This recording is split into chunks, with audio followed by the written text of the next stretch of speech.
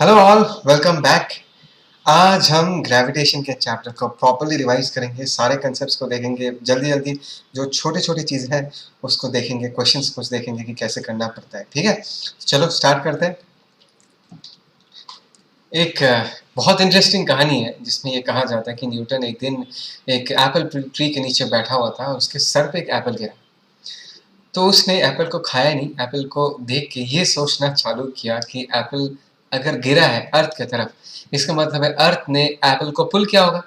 तो अगर अर्थ एप्पल को पुल करता है तो अर्थ बाकी जितने सारे ऑब्जेक्ट्स अर्थ के सरफेस पे या बाकी जो प्लैनेट्स अर्थ के चारों तरफ उसको भी पुल करता होगा। और वहां से ये जो आइडिया है ग्रेविटेशनल पुल ऑफ अर्थ, इसका ये ओरिजिनेट हुआ, इसके ऊपर डिस्कशन स्टार्ट हुआ। ठीक है, बट हम इतना डिटेल्स में नहीं जाएंगे।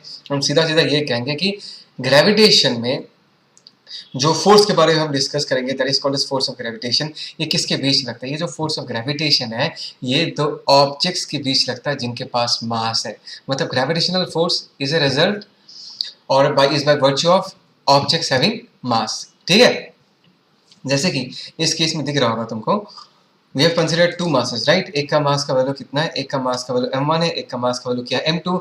एंड ये लॉ ऑफ ग्रेविटेशन ये कहता है कि m1 मास m2 मास को पुल करेगा और m2 मास m1 मास को पुल करेगा with the force F which is given by g m1 into m2 divided by r square with minus sign. ये माइनस साइन क्या रिप्रेजेंट करता है? ये माइनस साइन ये रिप्रेजेंट करता है कि दोनों मासेस के बीच का जो ये फोर्स है that is attractive in nature. Minus sign ये बताता है that the force between them is what the force between them is attractive in nature. ठीक है, m1 क्या है? m1 m2, m1 m2 are the masses of the object, r क्या है? r is the distance between the object. ठीक है, और ध्यान से देखो, अगर m1 m2 को f4 से खींचता है तो m2 भी m1 को f4 से ही खींचेगा। This is by Newton's third law, to every action there is equal and opposite reaction, है ना। और ये जो g है, इस g को हम बोलते हैं यूनिवर्सल ग्रेविटेशनल कांस्टेंट। बात को समझो, इसको हम क्या कहते हैं? Universal gravitational constant. इसका नाम यूनिवर्सल क्यों दिया हमने? कभी सोचा इसके बारे में? Why do we call it as universal gravitational constant? Because g का जो वैल्यू है ना वो हमेशा फिक्स्ड रहता है। वो तुम ये दो हमने जो मासेस कंसीडर किया m1 m2, चाहे वो अर्थ के सरफेस पे हो, चाहे हम इसको स्पेस में कहीं पर भी, इन दोनों मासेस के बीच का फोर्स अगर हम कैलकुलेट करें, दोनों मासेस का वैल्यू m1 m2 ही रखे, दोनों के बीच का डिस्टेंस r ही रखे, तो इन पे जो फोर्स लगेगा उस फोर्स का वैल्यू हमेशा क्या रहेगा? सेम रहेगा। दैट इज द रीजन आपको ये इसको इस लॉ को यूनिवर्सल लॉ ऑफ ग्रेविटेशन बोलते हैं। और इस जी को हम यूनिवर्सल ग्रेविटेशनल कांस्टेंट इसलिए कहते हैं बिकॉज इसका जो जी का वैल्यू है वो जगह के साथ यूनिवर्स में कहीं पर भी चले जाओ, इस जी का वैल्यू चेंज नहीं होगा। दैट इज द रीजन हम इसको क्या बोलते हैं? Universal gravitational constant. ठीक है, एंड तुमको ये भी बात याद रखना है कि this force is basically attractive in nature. और एक बात को समझो, ये जो फोर्स है ये मीडियम पे डिपेंड नहीं करता। मैंने क्या किया? This is medium independent. Medium independent क्यों कहा ये बताओ?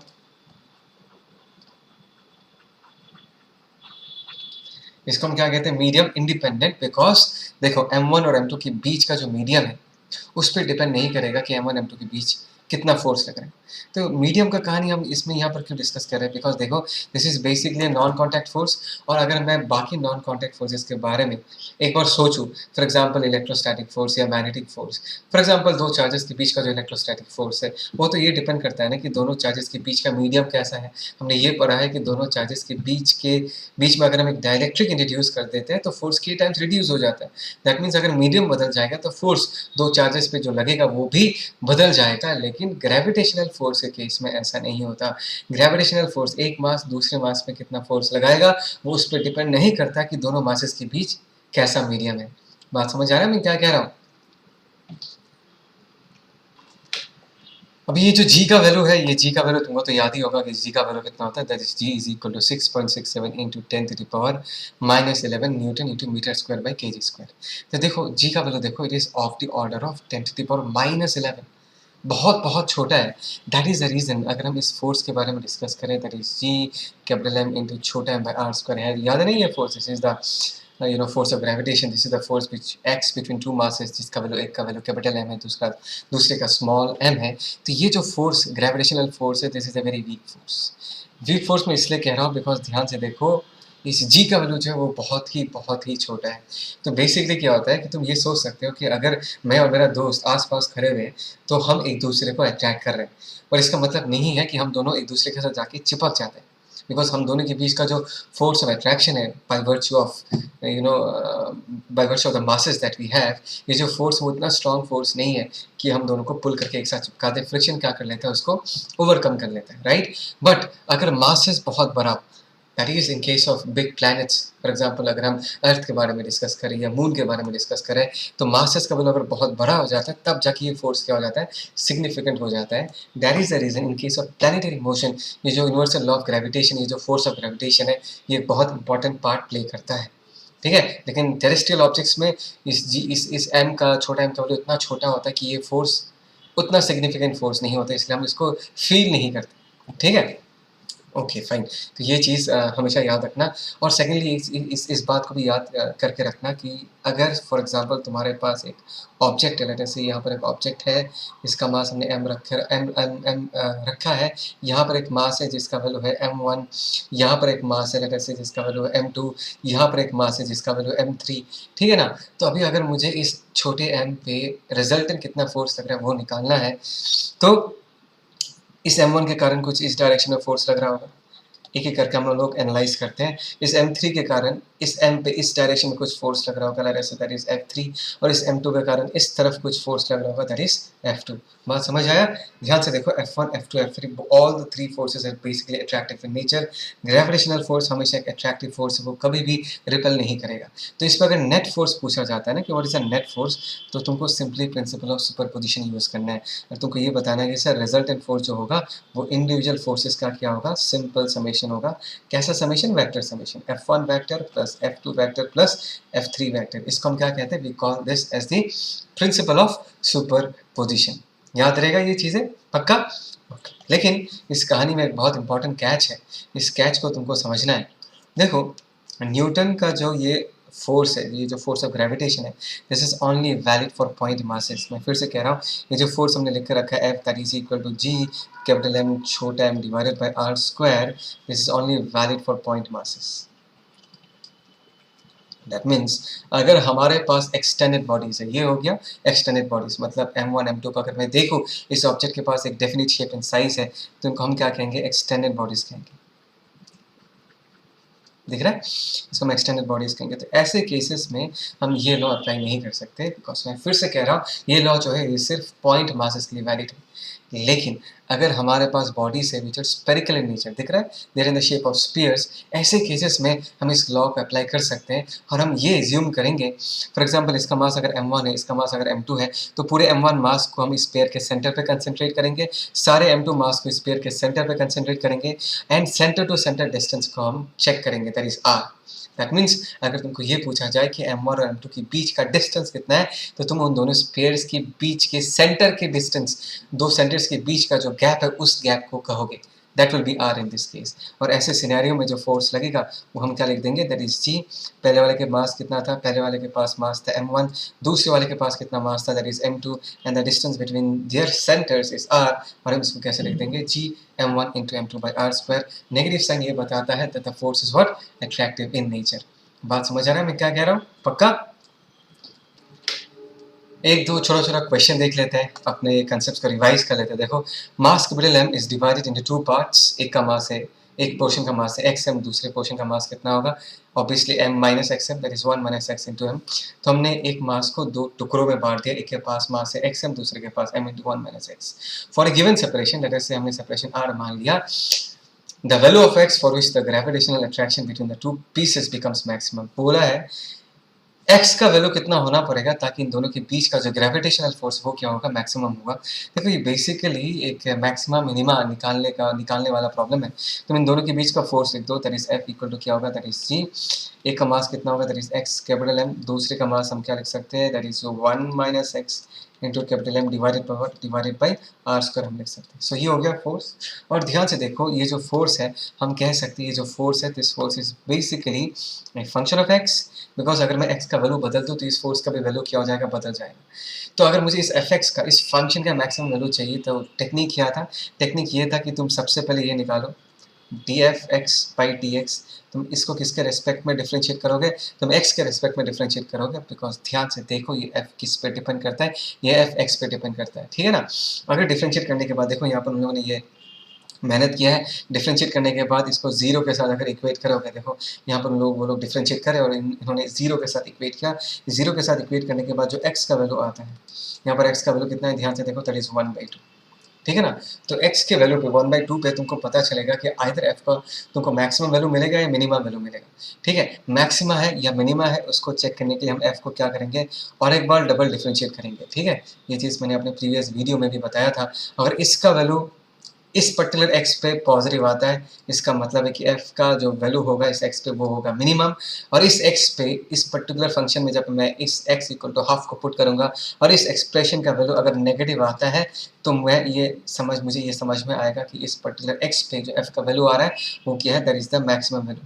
लेकिन देखो इस क्वेश्चन में इतना मेहनत करने की जरूरत नहीं है, बिकॉज देखो x का सिर्फ एक ही वैल्यू आया है, x इक्वल टू हाफ, और तुमको मैक्सिमम पूछा गया है, ठीक है। अगर x का 2 वैल्यूज आता तो तुमको थोड़ा डाउट होता कि x की कौन से वैल्यू पे f का वैल्यू मैक्सिमम आ रहा है और x की कौन से वैल्यू पे f का वैल्यू मिनिमम आ रहा है। यहाँ पर कोई डाउट है ही नहीं, बिकॉज x का एक सिंगल वैल्यू आया है। सो इट इज अंडरस्टूड कि x इक्वल टू हाफ पे f का जो वैल्यू होगा, मतलब the force of attraction between the masses will be maximum. x का वैल्यू हाफ का मतलब क्या है कि इसका वैल्यू कितना हो जाएगा, m/2, इसका वैल्यू भी कितना हो जाएगा, m/2। दैट मीन्स अगर तुम्हारे पास एक ऑब्जेक्ट है और उनको तुम दो टुकड़ों में बांटना चाहते हो ताकि उन दोनों के बीच का जो फोर्स ऑफ अट्रैक्शन है वो मैक्सिमम हो, करेक्ट, तो उन दोनों को तुमको कैसे बांटना है, you need to divide them equally, ठीक है ना, m/2, ठीक है, समझ में आ रहा है। ओके, नेक्स्ट क्वेश्चन को देखते हैं। नेक्स्ट क्वेश्चन कैसा है, सिंपल सा है। ये जो क्वेश्चन है ये इसलिए पढ़ा रहा हूँ ताकि तुम्हारे साथ एग्जाम में धोखा ना हो। क्वेश्चन पढ़ो एक बार। The mass of the moon is about 1.2% of the mass of earth, ठीक है ना। जैसे कि अगर ये अर्थ है, अर्थ का मास ज़्यादा होता है, let us say this is capital M, this is mass of earth, और यहाँ पर हमने एक छोटा सा मून बना के रखा है, इसका मास छोटा है, लेट अस से, एक minute, late us say this is mass of moon, है ना। और यहाँ पर दिया हुआ है कि मून का जो मास है is about 1.2% of the mass of earth, ठीक है, 1.2% of the mass of earth. Compared to the gravitational force the earth exerts on the moon, अर्थ ने ग्रेविटेशनल पुल जो एक्सर्ट किया मून पे, लेटर से कितना फोर्स एक्सर्ट करा, that is F। What is F? F is the force exerted by earth on moon, हम लिख सकते हैं, ठीक है ना। तो पूछा है the gravitational force that moon exerts on earth, तो मून ने अर्थ पे जो ग्रेविटेशनल फोर्स एक्सर्ट किया होगा F, that is on earth, एक मिनट, बाय मून ऑन अर्थ, ठीक है, ऐसे करके लिखा है। तो ये जो फोर्स होगा इस फोर्स के बराबर होगा, इससे छोटा होगा, इससे बड़ा होगा, या वेरीज विद फेस, ये पूछा गया है। आई होप सो तुमको अब तक तो समझ में आ गया यार कि यहाँ पर पूछा है कि अगर अर्थ ने मून पे F फोर्स लगाया तो मून ने जो अर्थ पे फोर्स लगाया होगा वो F से ज़्यादा होगा, कम होगा, सेम होगा, ये सब ऑप्शंस दिए हुए। But it is so obvious, exam में इसमें कंफ्यूज मत होना यार। अर्थ ने मून पे जितना फोर्स लगाया मून भी अर्थ पे उतना ही फोर्स लगाएगा। दिस टू फोर्सेस यार एक्शन रिएक्शन पेयर्स, ये जो दोनों फोर्सेस है तुमको दिख रहा है, they are basically action reaction pair. And action reaction pair का मैग्नीट्यूड, ये फोर्स और ये वाला फोर्स, एक्शन रिएक्शन फोर्सेस का जो मैग्नीट्यूड होता है वो मैग्नीट्यूड हमेशा क्या होता है, वो मैग्नीट्यूड हमेशा इक्वल होता है। सो दोनों फोर्सेस का वैल्यू क्या होगा, सेम इज द सेम। समझ में आ रहा है मैं क्या कह रहा हूँ, पक्का? तो ऐसा गलती मत करना, ठीक है। अभी हम एक नया कंसेप्ट को विजिट करते हैं, and that is acceleration due to gravity. Acceleration क्यों कह रहा हूँ, देखो यहाँ पर एक बढ़िया सा पिक्चर बना के रखा है, अर्थ है और अर्थ के सरफेस पे देखो ध्यान से हमने एक छोटा सा मास m रखा है ना। अभी इस छोटे से m पे फोर्स लग रहा होगा, अर्थ इसको अपनी तरफ पुल कर रहा होगा, definitely there is some force acting, और ये फोर्स किस तरफ पॉइंट कर रहा होगा, this force will be pointing towards the centre of the earth. बात समझ में आ रहा है मैं क्या कह रहा हूँ, this force will B basically Poynting towards the centre of the अर्थ। अच्छा, अभी इस बात को समझो कि ये जो फोर्स लग रहा है इस फोर्स का वैल्यू कितना होगा, एक बार लिख लेते हैं इस फोर्स का वैल्यू कितना होगा। पहले तो ये देखो कि छोटा m और अर्थ के सेंटर के बीच का डिस्टेंस क्या है, that is equal to capital R is the radius of earth. So ऐसे केस में अगर हम इस फोर्स के बारे में डिस्कस करें, ये फोर्स कितना होगा, that is equal to G capital M, that is mass of earth, into small m divided by what, R²। So this is the force which is acting on this छोटा सा मास जो कि अर्थ के surface पे बैठा हुआ है। और हमको ये पता है कि अगर किसी ऑब्जेक्ट पे फोर्स लगता है वो डेफिनेटली क्या करेगा, एक्सेलरेट करेगा, राइट। तो इस पर्टिकुलर पार्टिकल पे जिसके पास m मास है उसके एक्सेलरेशन को लेकर अगर हम बात करें कि यार इसका एक्सेलरेशन कितना होगा, एक्सेलरेशन हमको पता है by Newton second law, acceleration is always force by mass of that object. f का वैल्यू हमने यहाँ पर ऑलरेडी लिख के रखा है। इसको अगर हम छोटा m से डिवाइड करेंगे तो यहाँ पर क्या बचेगा, that is g capital M by r square. और ध्यान से देखो ये हो गया हमारा gravitational acceleration. This is the acceleration by virtue of the gravitational pull of earth.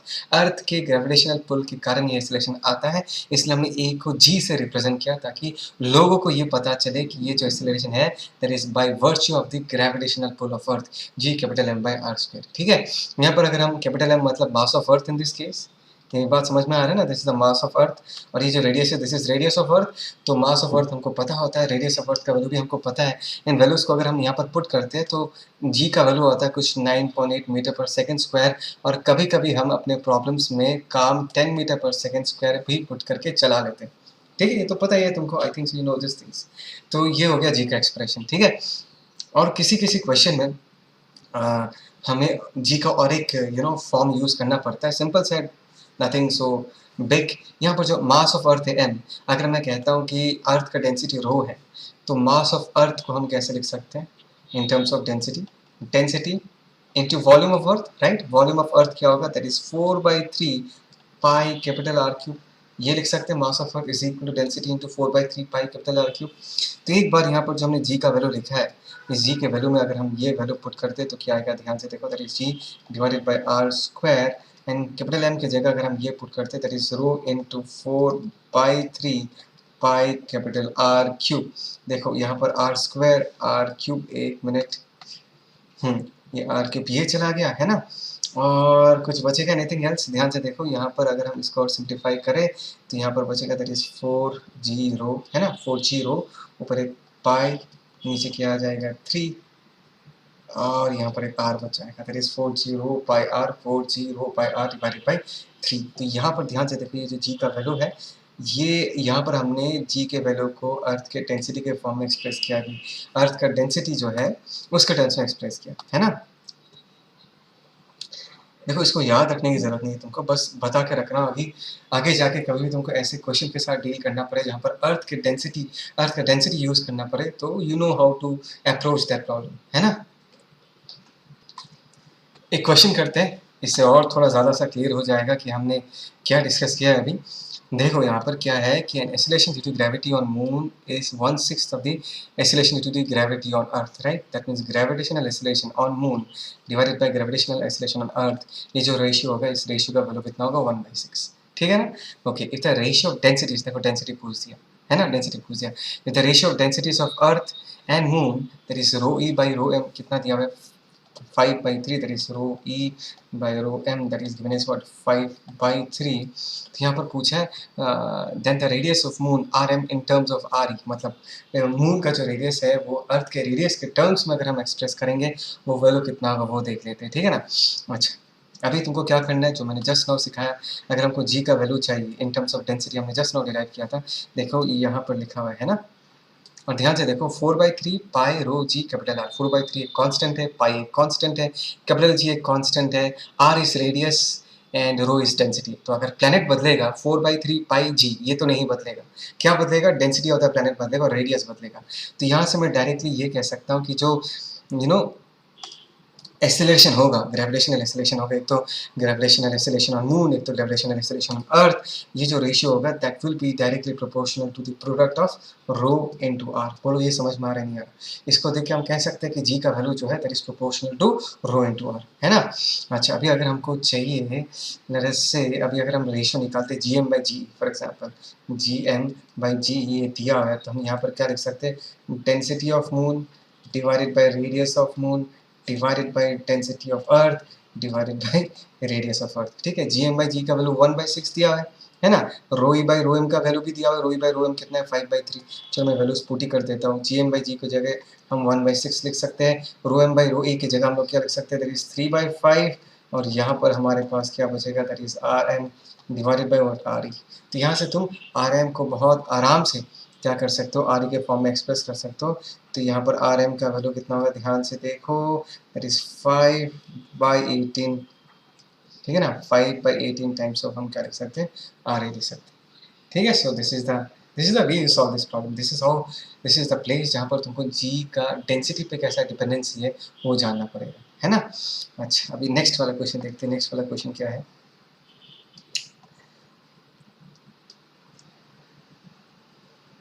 Okay, इस क्वेश्चन को देखते क्या है। The moon's radius is 1/4 that of the earth, ठीक है, बढ़िया है। मून का जो रेडियस है, radius of moon is equal to 1/4 of the radius of earth, ठीक है।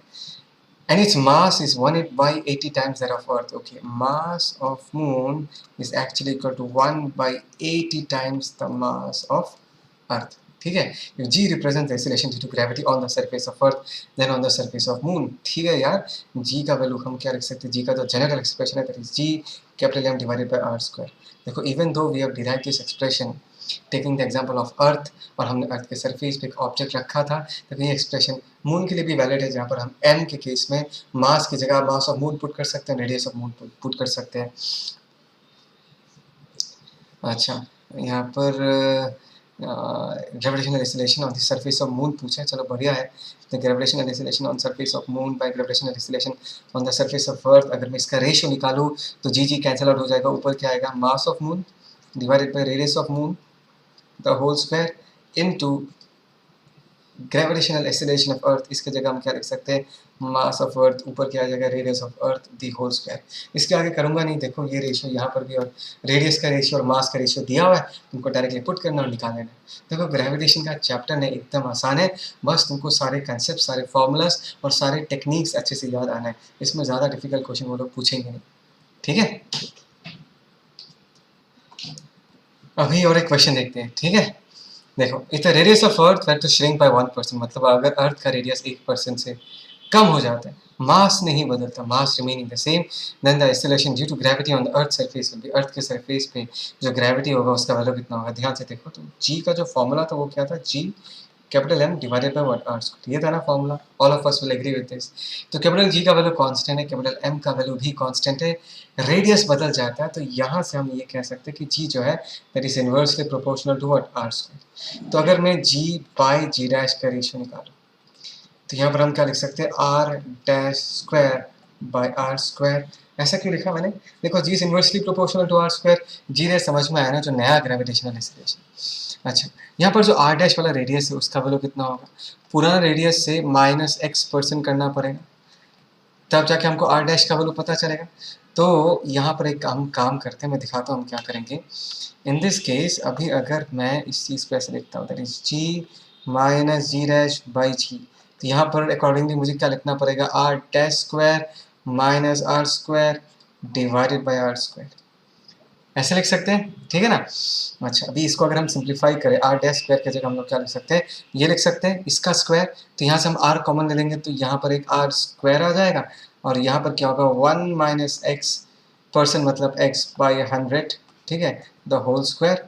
यहाँ पर आर स्क्वायर पहले से था, नीचे नीचे और एक आर स्क्वायर है, ध्यान से देखो, R square R square R square basically cancel out. यहाँ पर हम क्या लिखेंगे, g minus g dash, g minus g dash divided by जी, और यहाँ पर हम क्या लिख सकते हैं, because x is very small, 1% बोला है, तो हम इसका बाइनोमियल एक्सपांशन कर सकते हैं और हायर टर्म्स को नेग्लेक्ट कर सकते हैं। तो यहाँ पर हम क्या लिखेंगे, 1 माइनस 2x बाई 100 लिखेंगे, तो ये कितना हो जाएगा, x बाई 50, यहाँ पर -1 पहले से था, और यहाँ पर देखो ध्यान से, this is g minus g dash by g, +1 -1 चला जाएगा, और ये हो गया g minus g dash by जी।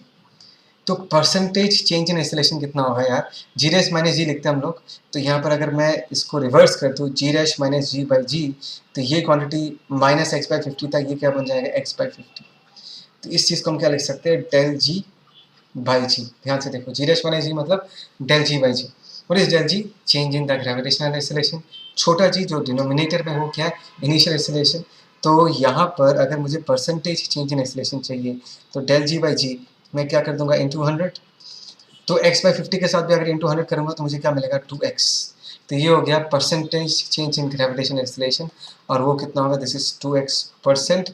और यहाँ पर x का वैल्यू अगर 1% है तो रेडियस कितने से, ग्रेविटेशनल एक्सेलरेशन कितने परसेंटेज से चेंज होगा। ध्यान से देखो 2x% मतलब 2%, क्योंकि यहाँ पर आंसर कितना है 2% दिया हुआ है। ठीक है, मैंने इस पूरी चीज़ को अच्छे से खोल के समझाया है। अभी अगर एग्जाम में आता तुम डायरेक्टली अगर याद रख सकते हो तब तो बहुत बढ़िया, तुम डायरेक्टली ये फॉर्मूला यूज़ कर सकते हो कि अगर x% से बदलता है तो ये कितने से बदलेगा, 2x% से बदलेगा ग्रेविटेशनल एक्सेलरेशन। ठीक है, आया समझ में।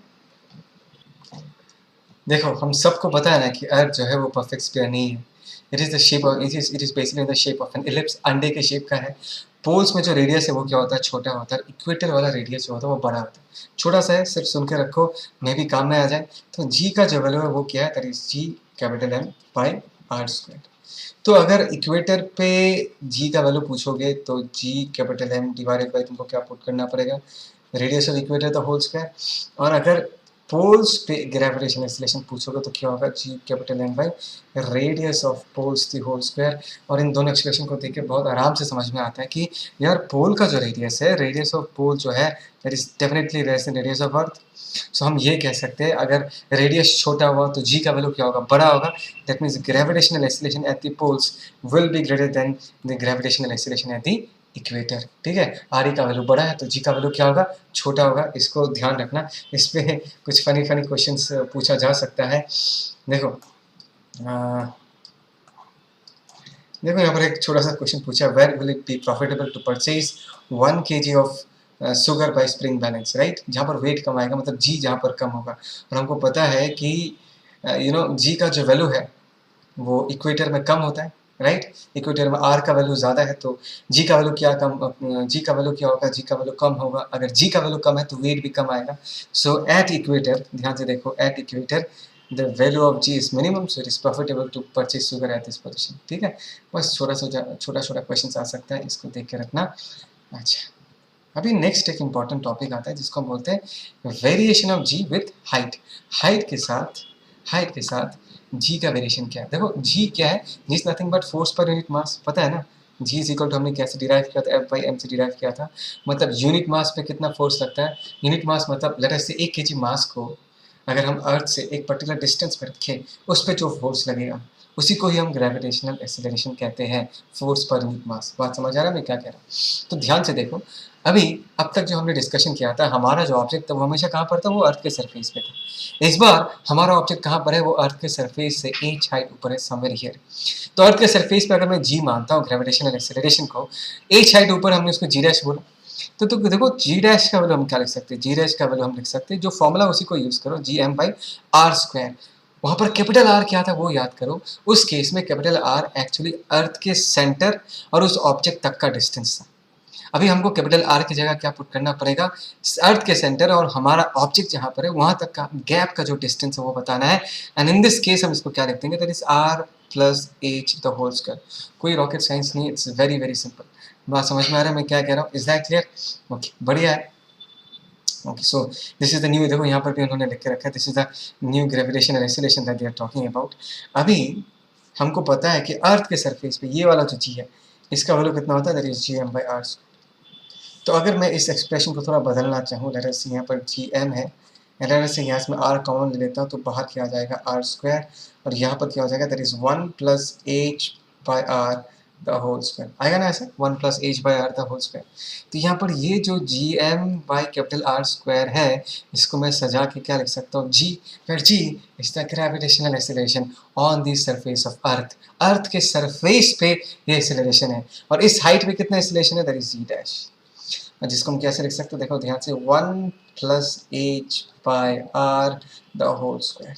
तो ये जो एक्सप्रेशन है ये बहुत ही ज़्यादा इंपॉर्टेंट एक्सप्रेशन है, ये तुमको याद होना चाहिए, इसको याद करके रखना है, ठीक है ना। दैट मीन्स एच हाइट पे ग्रेविटेशनल एक्सेलरेशन का फॉर्मूला क्या है, that is G divided by 1 plus छोटा H by capital R the whole square, ठीक है ना। ओके, अच्छा, अभी अगर तुम यहाँ पर उन्होंने और एक तरीके से इसको एक्सप्रेस किया है, वो भी मैं बता देता हूँ। अच्छा, इसी एक्सप्रेशन को G capital M by R plus H the whole square, R plus H, ठीक है, यही तो है। Distance between the centre of earth and that particular object, right. इसको अगर मैं छोटा आर से रिप्रेजेंट करूँ तो डायरेक्टली मैं कैसे लिख सकता हूँ, जी कैपिटल एम आर प्लस इसको हम क्या लिख सकते हैं, छोटा आर द होल स्क्वायर लिख सकते हैं। जस्ट बता के रख रहा हूँ ताकि आगे जाके तुमको कभी भी ऐसा कुछ एक्सप्रेशन मिले तो तुम कंफ्यूज ना हो, ठीक है। अच्छा, ये तो हमने एक्सप्रेशन लिख दिया, लेकिन इसका एक बहुत इंपॉर्टेंट एप्लीकेशन है जो मैं तुमको बता के रखना चाहूँगा, ठीक है। तुम इस बात को समझो कि अगर if h is very small as compared to r, देखो h अगर r के रेस्पेक्ट में बहुत ही ज़्यादा छोटा हो, बहुत ही ज़्यादा छोटा, मतलब सोचो अर्थ के सरफेस 10 किलोमीटर ऊपर, 20 किलोमीटर ऊपर, तो इतने हाइट पे हम g का वैल्यू 9.8 मीटर पर सेकेंड स्क्वायर से ही अपना काम चला लेते हैं। बिकॉज देखो अर्थ का रेडियस कितना होता है, अर्थ का रेडियस होता है 6400 किलोमीटर्स, तो इसके सामने 10 किलोमीटर, 20 किलोमीटर, 30 किलोमीटर कितना होगा, ज़्यादा नहीं होगा। तो अगर अर्थ के सरफेस से ऊपर 10 किलोमीटर ऊपर या 20 या 30 किलोमीटर ऊपर अगर हम बात करते हैं तो जी का वैल्यू हम 9.8 ही मान लेंगे, बिकॉज खास कुछ वेरिएशन आएगा नहीं। बात समझ में आ रहा है? दैट इज द रीजन जब हमने प्रोजेक्टाइल मोशन स्टडी किया था हमने जी का वैल्यू हमेशा क्या रखा था, 9.8 मीटर पर सेकेंड स्क्वायर। बिकॉज अगर तुम कभी प्रोजेक्टाइल फेंकोगे वो अर्थ से कितना ऊपर जाएगा यार, 20-30 किलोमीटर, उससे ऊपर तो जा नहीं सकता, राइट। तो हम 20-30 किलोमीटर के रेंज में जी का वैल्यू 9.8 या 10 मीटर पर सेकेंड स्क्वायर से ही चला लेंगे। लेकिन मैं तुमको जस्ट एक बात समझाने के लिए बोल रहा हूँ, सोचो अगर एज का वैल्यू, H that is the altitude, that is the height above the surface of earth, for example ये अगर 500 किलोमीटर्स, 1000, 2000 किलोमीटर्स अगर हो जाता है, ठीक है ना, मतलब 500 किलोमीटर बोलना भी सही नहीं होगा, लेट अस से एज का वैल्यू आर के रिस्पेक्ट में अगर छोटा हो, फॉर एग्जांपल अगर हम ऐसा बात करें कि लेट अस से of the order of 500 to 700 kilometres के रेंज में, मतलब अर्थ के सरफेस से कितना ऊपर, 500 to 700 किलोमीटर्स के रेंज में, तो इन दैट केस हम इस फॉर्मूला को थोड़ा सा बदल सकते हैं। उसको हम कैसे लिखेंगे, ध्यान से देखो, तो जी डैश को हम क्या लिख सकते हैं, ध्यान से देखो, जी इसको अगर हम ऊपर लेके आ जाए तो हम क्या लिखेंगे, 1 plus H by R to the power -2, ऐसे लिख सकते हैं। दैट्स बिकॉज ये जो h है that is much much smaller as compared to the radius of earth, ठीक है। मैंने बोला किस ऑर्डर का, 500, 600, 700 किलोमीटर का। तब यहाँ पर हम क्या एक बाइनोमियल एक्सपांशन लगा सकते हैं, और बाइनोमियल एक्सपांशन लगा के हम हायर पावर्स को नेग्लेक्ट कर सकते हैं, और इस एक्सप्रेशन को हम कैसे लिख देंगे, 1 माइनस 2h बाई आर। तो जी डैश का हम ऐसे भी लिख सकते हैं, लेकिन देखो इस एक्सप्रेशन में ना बहुत लोग गलती कर देते हैं। मैं बताता हूँ क्या, ये जो है इस फॉर्मूला में कोई एरर नहीं है, ये जो हमने फॉर्मूला लिखा है जी का, इसमें कोई एरर नहीं है, नो एरर। लेकिन इस फॉर्मूला में थोड़ा तो एरर है, बिकॉज यहाँ पर हमने अप्रॉक्सीमेट किया है। अगर तुमको बाइनोमियल थ्योरम याद है ना, तुमको याद करने की भी जरूरत नहीं, इस पर्टिकुलर एक्सप्रेशन को डिराइव करने में हमने हायर टर्म्स को नेग्लेक्ट किया, नेग्लिजिबल माना है, तो इसमें थोड़ा बहुत एरर होगा। तो ये फॉर्मूला कब तक वैलिड बैठेगा, जब तक for example you are talking at some height above the surface of earth which is of the order of 500 to 700 kilometers, तब ये फॉर्मूला यूज़ कर सकते हो। लेकिन अगर तुमको कोई ये पूछे कि सोचो अर्थ के सरफेस से 1000 किलोमीटर ऊपर या 2000 किलोमीटर ऊपर, तो 2000 जो है वो 6400 किलोमीटर्स के रिस्पेक्ट में छोटा तो नहीं है ना। बात समझ में आ रहा है मैं क्या कह रहा हूँ? अगर मैं 2000 किलोमीटर, 3000 किलोमीटर के बारे में बात करूँ, जैसे जी का वैल्यू क्या होगा at a height of 2000 kilometres from the surface of earth, earth के सरफेस से 2000 किलोमीटर ऊपर जी का वैल्यू कितना होगा, तब क्या तुम ये फॉर्मूला यूज करोगे या ये फॉर्मूला यूज करोगे? पहले देखो तुमको कितने हाइट में पूछा, क्या 2000, 6400 के सामने, 6400 के सामने 2000 को हम नेग्लेक्ट नहीं कर सकते। बात समझ आया? तब तक तुमको एक्चुअल फॉर्मूला यूज करना पड़ेगा। लेकिन अगर तुमको कोई पूछे कि ये बताओ कि यार 400 किलोमीटर ऊपर, कितना ऊपर, 400 किलोमीटर ऊपर, 400 kilometre is very small as compare to 6400 kilometres, तब जी का वैल्यू क्या निकालो, तब तो तुम ये यूज कर सकते हो, कोई लोड नहीं है इसमें, इट्स वेरी सिंपल। बात समझ में आया? Are you getting the point that I'm trying to say? You need to understand कौन से सिचुएशन में कौन सा फॉर्मूला यूज करना है। इस फॉर्मूला में कोई एरर नहीं है। अगर H R की कंपेरेबल हो जाए, if H and R are comparable, तो हमको ये फॉर्मूला यूज करना पड़ेगा। अगर H is much much smaller as compared to R, let us say of the order of for example 400 to 700 kilometre, ऐसा कोई रूल बुक नहीं है कितना ही होना चाहिए, जस्ट एक आइडिया दे रहा हूँ, तब हम ये फॉर्मूला यूज करेंगे। बोलो बात समझ आ रहा है मैं क्या कह रहा हूँ? पक्का? इसमें भी ना कभी कभी ये लोग परसेंटेज चेंज पूछ लेते हैं। फॉर एग्जांपल इस एक्सप्रेशन से अगर हमको परसेंटेज चेंज निकालना है, देखो जी डैश इज द नया gravitational acceleration, G is the gravitational acceleration earth, तो कितना चेंज हो गया एक्सीलरेशन, ग्रेविटेशनल एक्सीलरेशन, अगर ये पूछा जाता है तो ठीक है, सिंपल मैंने जस्ट नाउ करके दिखाया। तो तुमको क्या करना है, जी डैश बाई जी, ये टेक्निक देख के रखो। जी डैश बाई जी हमने लिख लिया और यहाँ पर क्या बचा, 1 minus 2h by R divided by 1, इसको भूलो मत। तो हम यहाँ पर हम क्या लिख सकते हैं, G dash minus G divided by G. यहाँ पर अगर इसी चीज़ को हम रिपीट करेंगे, 1 minus 2h by R minus 1, so plus 1 minus 1 चला जाएगा और 2h बाई आर से बचा रहेगा डिवाइडेड बाई 1, ठीक है ना। तो देखो this is G dash minus G divided by G. अगर हम देखें इन दिस केस, अगर हम यहाँ पर इसको लिखना चाहे अच्छे से तो हम ये लिख सकते हैं minus 2h by R. Minus किस लिए आया बताओ, माइनस इसलिए आया बिकॉज तुम अगर ऊपर जाओगे तो जी का वैल्यू क्या करेगा, डिक्रीज करेगा। As we go above the surface of earth the value of G decreases. देखो जी का जो वैल्यू है that is inversely proportional to R. Earth के सरफेस से ऊपर जाओगे तो जी का वैल्यू क्या करेगा, डिक्रीज करेगा। तो ऑब्वियसली जी डैश का वैल्यू जो है वो जी से छोटा है। इनको ऐसा माइनस करोगे तो माइनस तो आएगा, माइनस यही रिप्रेजेंट करता है। अगर परसेंटेज चेंज चाहिए तो क्या करोगे, G dash minus G divided by G into यहाँ पर क्या कर दोगे 100 और यहाँ पर क्या लिख दोगे 2h बाई आर इंटू 100%। देखो ये सब फॉर्मूला तुमको फॉर्मूला के फॉर्म में याद रखने की ज़रूरत नहीं है, तुमको बस पता होना चाहिए कि इस एक्सप्रेशन को सॉल्व कैसे किया जाता है, इस परसेंटेज चेंज को निकालना कैसे पड़ता है। अगर आएगा तो 2 मिनट का काम है, कर लेंगे, निकाल लेंगे, याद रखने की ज़रूरत नहीं है, ठीक है। Okay fine. ओके अभी जो हमने सीखा है उस पर कुछ क्वेश्चंस देख लेते हैं, यही बेस्ट तरीका है चीज़ों को याद रखने का। क्वेश्चन ऐसा है, the acceleration of a body due to the attraction of earth radius R at a distance of twice R. कहाँ से twice R, from the surface of the earth. Earth के सरफेस से, ट्राई टू अंडरस्टैंड, अर्थ के surface से twice are distance पे, कितने distance पे, twice are distance पे यहाँ पर कितना ग्रेविटेशनल एक्सीलरेशन होगा वो पूछा गया है, ठीक है ना। तो ये तो बहुत ऊपर है तो हमको एक्चुअल फॉर्मूला यूज करना पड़ेगा, और एक्चुअल फॉर्मूला क्या था, G divided by 1 plus h by R the whole square. Same ही चीज़ है, मैंने ऐसे करके लिखा। अभी h की जगह, h क्या था, सरफेस से कितना ऊपर, h सरफेस से कितना ऊपर और वो कितना होगा, h की जगह हम अगर 2r पुट कर देंगे तो r will gets cancel, 2 plus 1 कितना हो जाएगा 3, 2 प्लस 1 3, 3 स्क्वायर कितना हो जाएगा 9। तो इसका आंसर कितना आ जाएगा, that is basically G by 9। देखो जी बाई 9 आया है, ठीक है, समझ में आया। बहुत ऊपर है तो तुमको एक्चुअल फॉर्मूला यूज करना पड़ेगा, वो अप्रोक्सीमेटेड फॉर्मूला यूज नहीं कर पाओगे, ठीक है ना। अच्छा अभी देखो, the height of the point vertically above the earth's surface at which the acceleration of the gravity becomes 1% of its value at the surface। surface में जितना उसका 1% बन जाएगा, मतलब जी बहुत ज़्यादा वेरी कर चुका है, तो इस बार भी हमको एक्चुअल फॉर्मूला ही यूज़ करना पड़ेगा, that is G dash that is equal to G divided by 1 plus h by R the whole square. ये पुट कर सकते हो, बिकॉज 1% ऑफ इट्स वैल्यू, मतलब 1% कितना होगा, जी डैश का वैल्यू होगा जी बाई 100, है ना। तो जी डैश की जगह हमने जी बाई 100 पुट किया, जी के बेसिकली गेट्स कैंसल्ड आउट। और इसको सॉल्व करेंगे, सॉल्व तुम कर लेना आराम से। एच का वैल्यू फाइनली कितना आ जाएगा, 9r आ जाएगा, जैसे कि यहाँ पर दिख रहा है H is equal to 9r। मतलब अर्थ के सरफेस से कितना ऊपर, 9r डिस्टेंस ऊपर, तब जाके तुमको ये वैल्यू पता चलेगा, ठीक है ना। ओके फाइन, ठीक है, समझ में आया, आगे बढ़ते। ये नेक्स्ट वाला कंसेप्ट भी बहुत इंपॉर्टेंट कंसेप्ट है, ध्यान से सुनो। Variation of G with depth, depth के साथ जी कैसे वेरी करेगा, ये डायग्राम दिख रहा है ना। तो सरफेस से डी डिस्टेंस नीचे, क्या बोला मैंने, सरफेस से डी डिस्टेंस नीचे, डी हो गया डेप्थ, तो सेंटर से कितना ऊपर, आर डिस्टेंस ऊपर, ठीक है ना। अच्छा इस छोटे आर की जगह हम क्या लिख सकते थे, small R can be written as R minus D, ऐसे लिख सकते हैं ना। अच्छा ठीक है, now you need to understand something कि ऐसे केसेस में हम ग्रेविटेशनल एक्सीलरेशन कैसे निकालते हैं। देखो फंडा बहुत सिंपल है, तुमको क्या करना है, इस छोटे आर को रेडियस मान के एक सर्कल बनाना है, ठीक है ना। ये सॉरी नॉट सर्कल, स्फीयर बनाना है। तो इसके अंदर जितना मास हो, इसके अंदर जितना मास होगा, लेट अस से इसके अंदर हमने m नॉट मास माना, उस m नॉट मास के लिए इस जगह पर अगर मैं यूनिट मास रखता हूँ, उस पर जो फोर्स होगा वही होगा ग्रेविटेशनल एक्सेलरेशन। अच्छा कंफ्यूज मत होना, G is equal to what, F/m।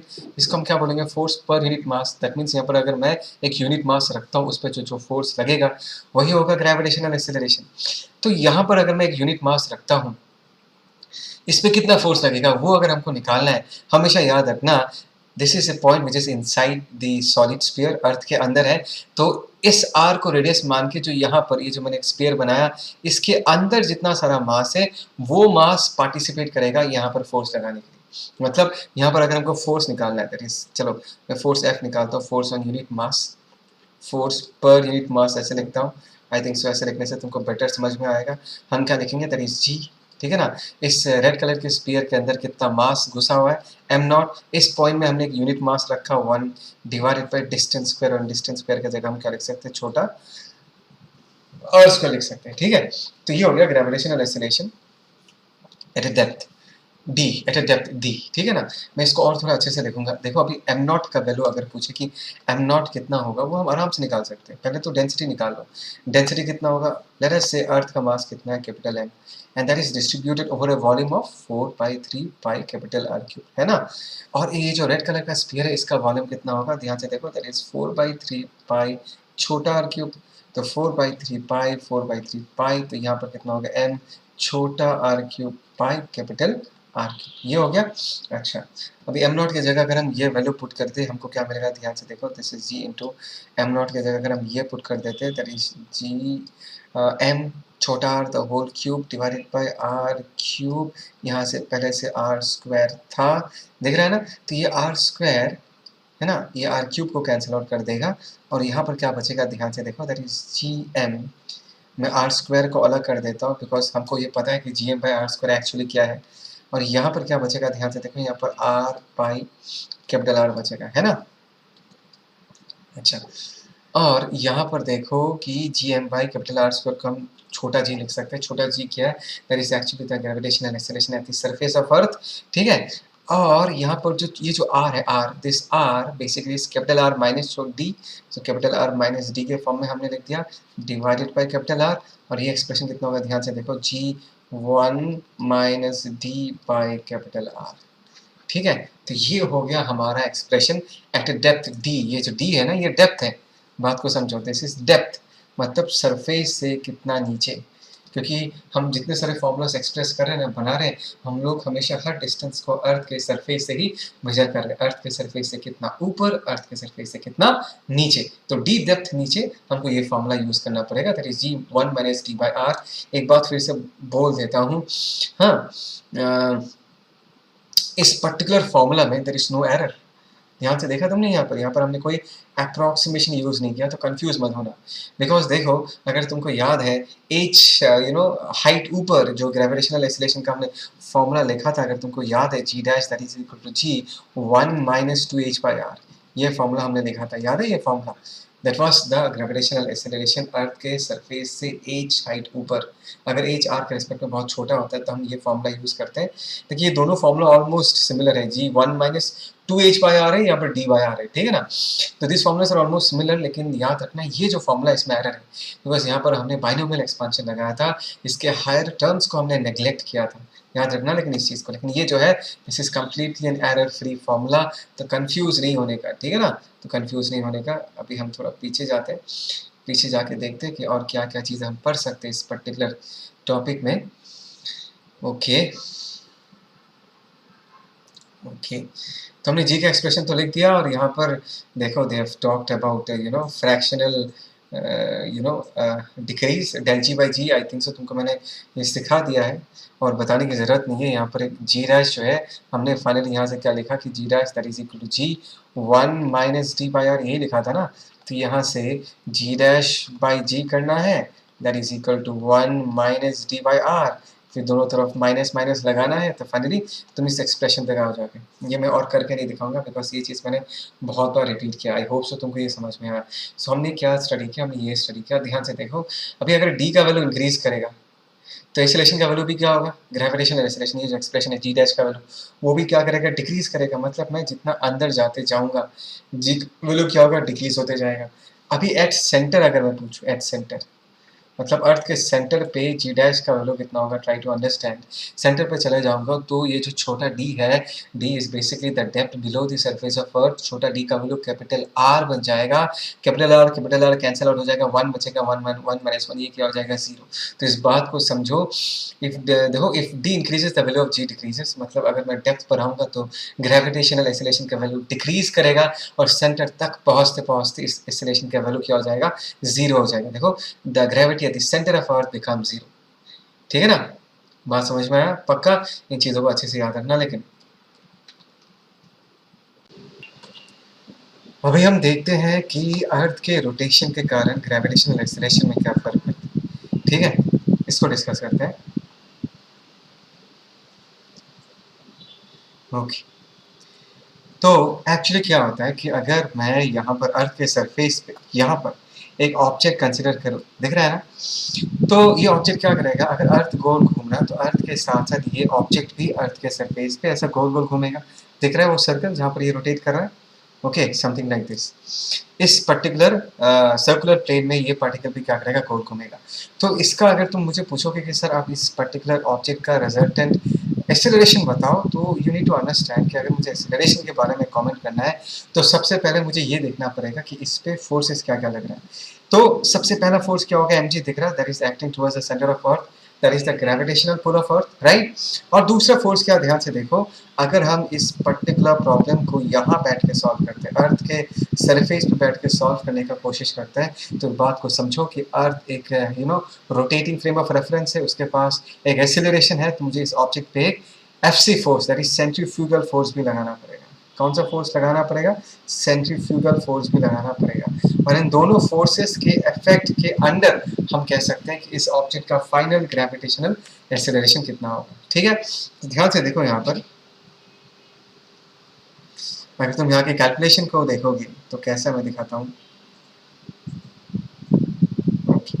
तो देखो यहाँ पर mg dash क्या, there is a resultant force on this particle, that is the resultant force on this particle mg dash, that is equal to root over of mg the whole square plus fc the whole square plus twice mg fc cos 180 minus lambda। 180 minus lambda मतलब ध्यान से देखो, ये जो fc वाला vector है और mg वाले वेक्टर के बीच का जो एंगल है दैट इज व्हाट लैम्डा। ठीक है, तो इस कैलकुलेशन तुमको देखने की जरूरत नहीं है, तुमको सिर्फ एक ही चीज याद रखना है कि अगर हम इसको सॉल्व करें, इफ यू सॉल्व दिस, तो फाइनली हमको जो g का वैल्यू मिलेगा, that means the resultant gravitational acceleration, it will be of this form. देख रहा है, g dash that is equal to g minus omega square r cos square into lambda, right. तो यहाँ पर ध्यान से देखिए, यहाँ पर जो ये ओमेगा है, ये ओमेगा क्या रिप्रेजेंट करता है, this omega represents the angular velocity, किसका, अर्थ का एंगुलर वेलोसिटी रिप्रेजेंट करता है ना। और ये जो लैम्डा है, लैम्डा क्या है, लैम्डा को हम को लैटिट्यूड एंगल बुलाते हैं। क्या बुलाते हैं हम, को लैटिट्यूड एंगल। अच्छा, नाम से क्या करना तुमको, ये एक्चुअली मैं समझा देता हूँ कि इस एंगल को हम डिटेक्ट कैसे करते हैं, कि कौन से एंगल को हम लैम्डा कहेंगे। ठीक है, तो इस डायग्राम को ध्यान से देखो, late us see this diagram properly. इस डायग्राम को देखते हैं। ठीक है, देखो इस डायग्राम में इफ यू सी, ये है जो है, this is the radial line that we are talking about, और ये जो प्लेन तुमको दिख रहा है, this is the equatorial plane. मतलब इक्वेटोरियल प्लेन बोलना नहीं चाहिए, but this is a plane which is parallel to the equatorial plane. तो ये जो रेडियल लाइन है और ये जो प्लेन है, इस प्लेन के बीच का जो ये एंगल दिख रहा है ना, इसी को ही हम लैम्डा कहते हैं। बात समझ आ रहा है मैं क्या कह रहा हूँ, इसी को ही हम क्या कहते हैं, इसी को ही हम लैम्डा कहते हैं। तभी अगर तुमको कोई पूछे कि पोल्स पे लैम्डा का वैल्यू क्या होगा, ये बताओ, तो तुम कैसे निकालोगे। इस पॉइंट पे अगर हमको लैम्डा का वैल्यू बताना है, तो सबसे पहले एक लाइन ड्रॉ करो towards the centre of the अर्थ। एक तो ये लाइन होगा, और दूसरा प्लेन क्या होगा, horizontal plane. So this is the horizontal plane, तो ये एंगल जो होगा, this is the colatitude angle at the poles, और इसका वैल्यू कितना आएगा, this value will be equal to 90 degree in this case, है ना। अभी अगर कोई ऑब्जेक्ट इक्वेटर पे है और यहाँ पर ये पूछा जाता है कि इक्वेटर पे कोलैटिट्यूड एंगल कितना होगा, तुमको क्या करना है, you just need to draw a radial line which will be pointing towards the center। और यहाँ पर अगर मैं एक plane draw करूँ which is parallel to the equatorial plane, actually this point is actually lying on the equatorial plane, वो plane और ये line both of them will basically overlap with each other, तो उनके बीच का एंगल कितना होगा, 0 degree, तो ये होगा 0 डिग्री। तो याद रखना कि इक्वेटर पे को लैटिट्यूड एंगल का वैल्यू कितना होता है, 0 डिग्री होता है, एंड पोल्स पे को लैटिट्यूड एंगल का वैल्यू कितना होता है, 90 डिग्री होता है। बात समझ आ रहा है मैं क्या कह रहा हूँ, इज दैट क्लियर। अच्छा, तो इसी नॉलेज को यूज करके अगर हम आगे बढ़ते हैं, इफ यू मूव फॉरवर्ड, याद रखना मैंने क्या कहा है। देखिए यहाँ पर लिखा हुआ है, बहुत बढ़िया से लिखा हुआ है कि for the poles lambda equal to 90 degree, poles पे लैम्डा का वैल्यू कितना होगा, 90 डिग्री होगा, और इक्वेटर पे लैम्डा का वैल्यू कितना होगा, 0 डिग्री होगा। तो इन वैल्यूज को अगर मैं जी के फॉर्मूला में पुट करता हूँ, ये है ना formula, this is G at poles. Pole वाले फॉर्मूला में हम लैम्डा के जगह कौन सा एंगल पुट करेंगे, 90 डिग्री पुट करेंगे। cos 90 क्या हो जाता है, 0 हो जाता है। तो G at pole is nothing but what, G. Pole में जो ग्रेविटेशनल एक्सेलरेशन का वैल्यू है वो क्या है, जी है। देखो ये फॉर्मूला किस लिए आया था, ये फॉर्मूला इसलिए आया था बिकॉज अर्थ के रोटेशन का जो इफेक्ट है उसको हमको कंसिडर करना पड़ रहा था। अब अगर मैं पोल्स को कंसिडर करूँ तो पूरा ऑब्जेक्ट, पूरा अर्थ जब गोल घूमेगा, वो तो उस अपने एक्सिस के अबाउट गोल घूमता है, तो पोल वाला पॉइंट तो गोल नहीं घूमता ना, बिकॉज पोल वाला पॉइंट वो तो पूरा एक्सिस पे लाई करता है। बात समझ आना कि अगर ये हमारा अर्थ है, if this is the earth, और ये अगर हमारा एक्सिस है, तो पोल वाला पॉइंट तो पूरा एक्सिस पे लाई करता है, और एक्सिस के चारों तरफ अर्थ गोल घूमता है। इसका मतलब ये पोल वाला पॉइंट गोल नहीं घूमता। अगर ये पोल वाला पॉइंट गोल नहीं घूमता, इसके ऊपर रोटेशन का कोई इफेक्ट नहीं आएगा। Is that clear?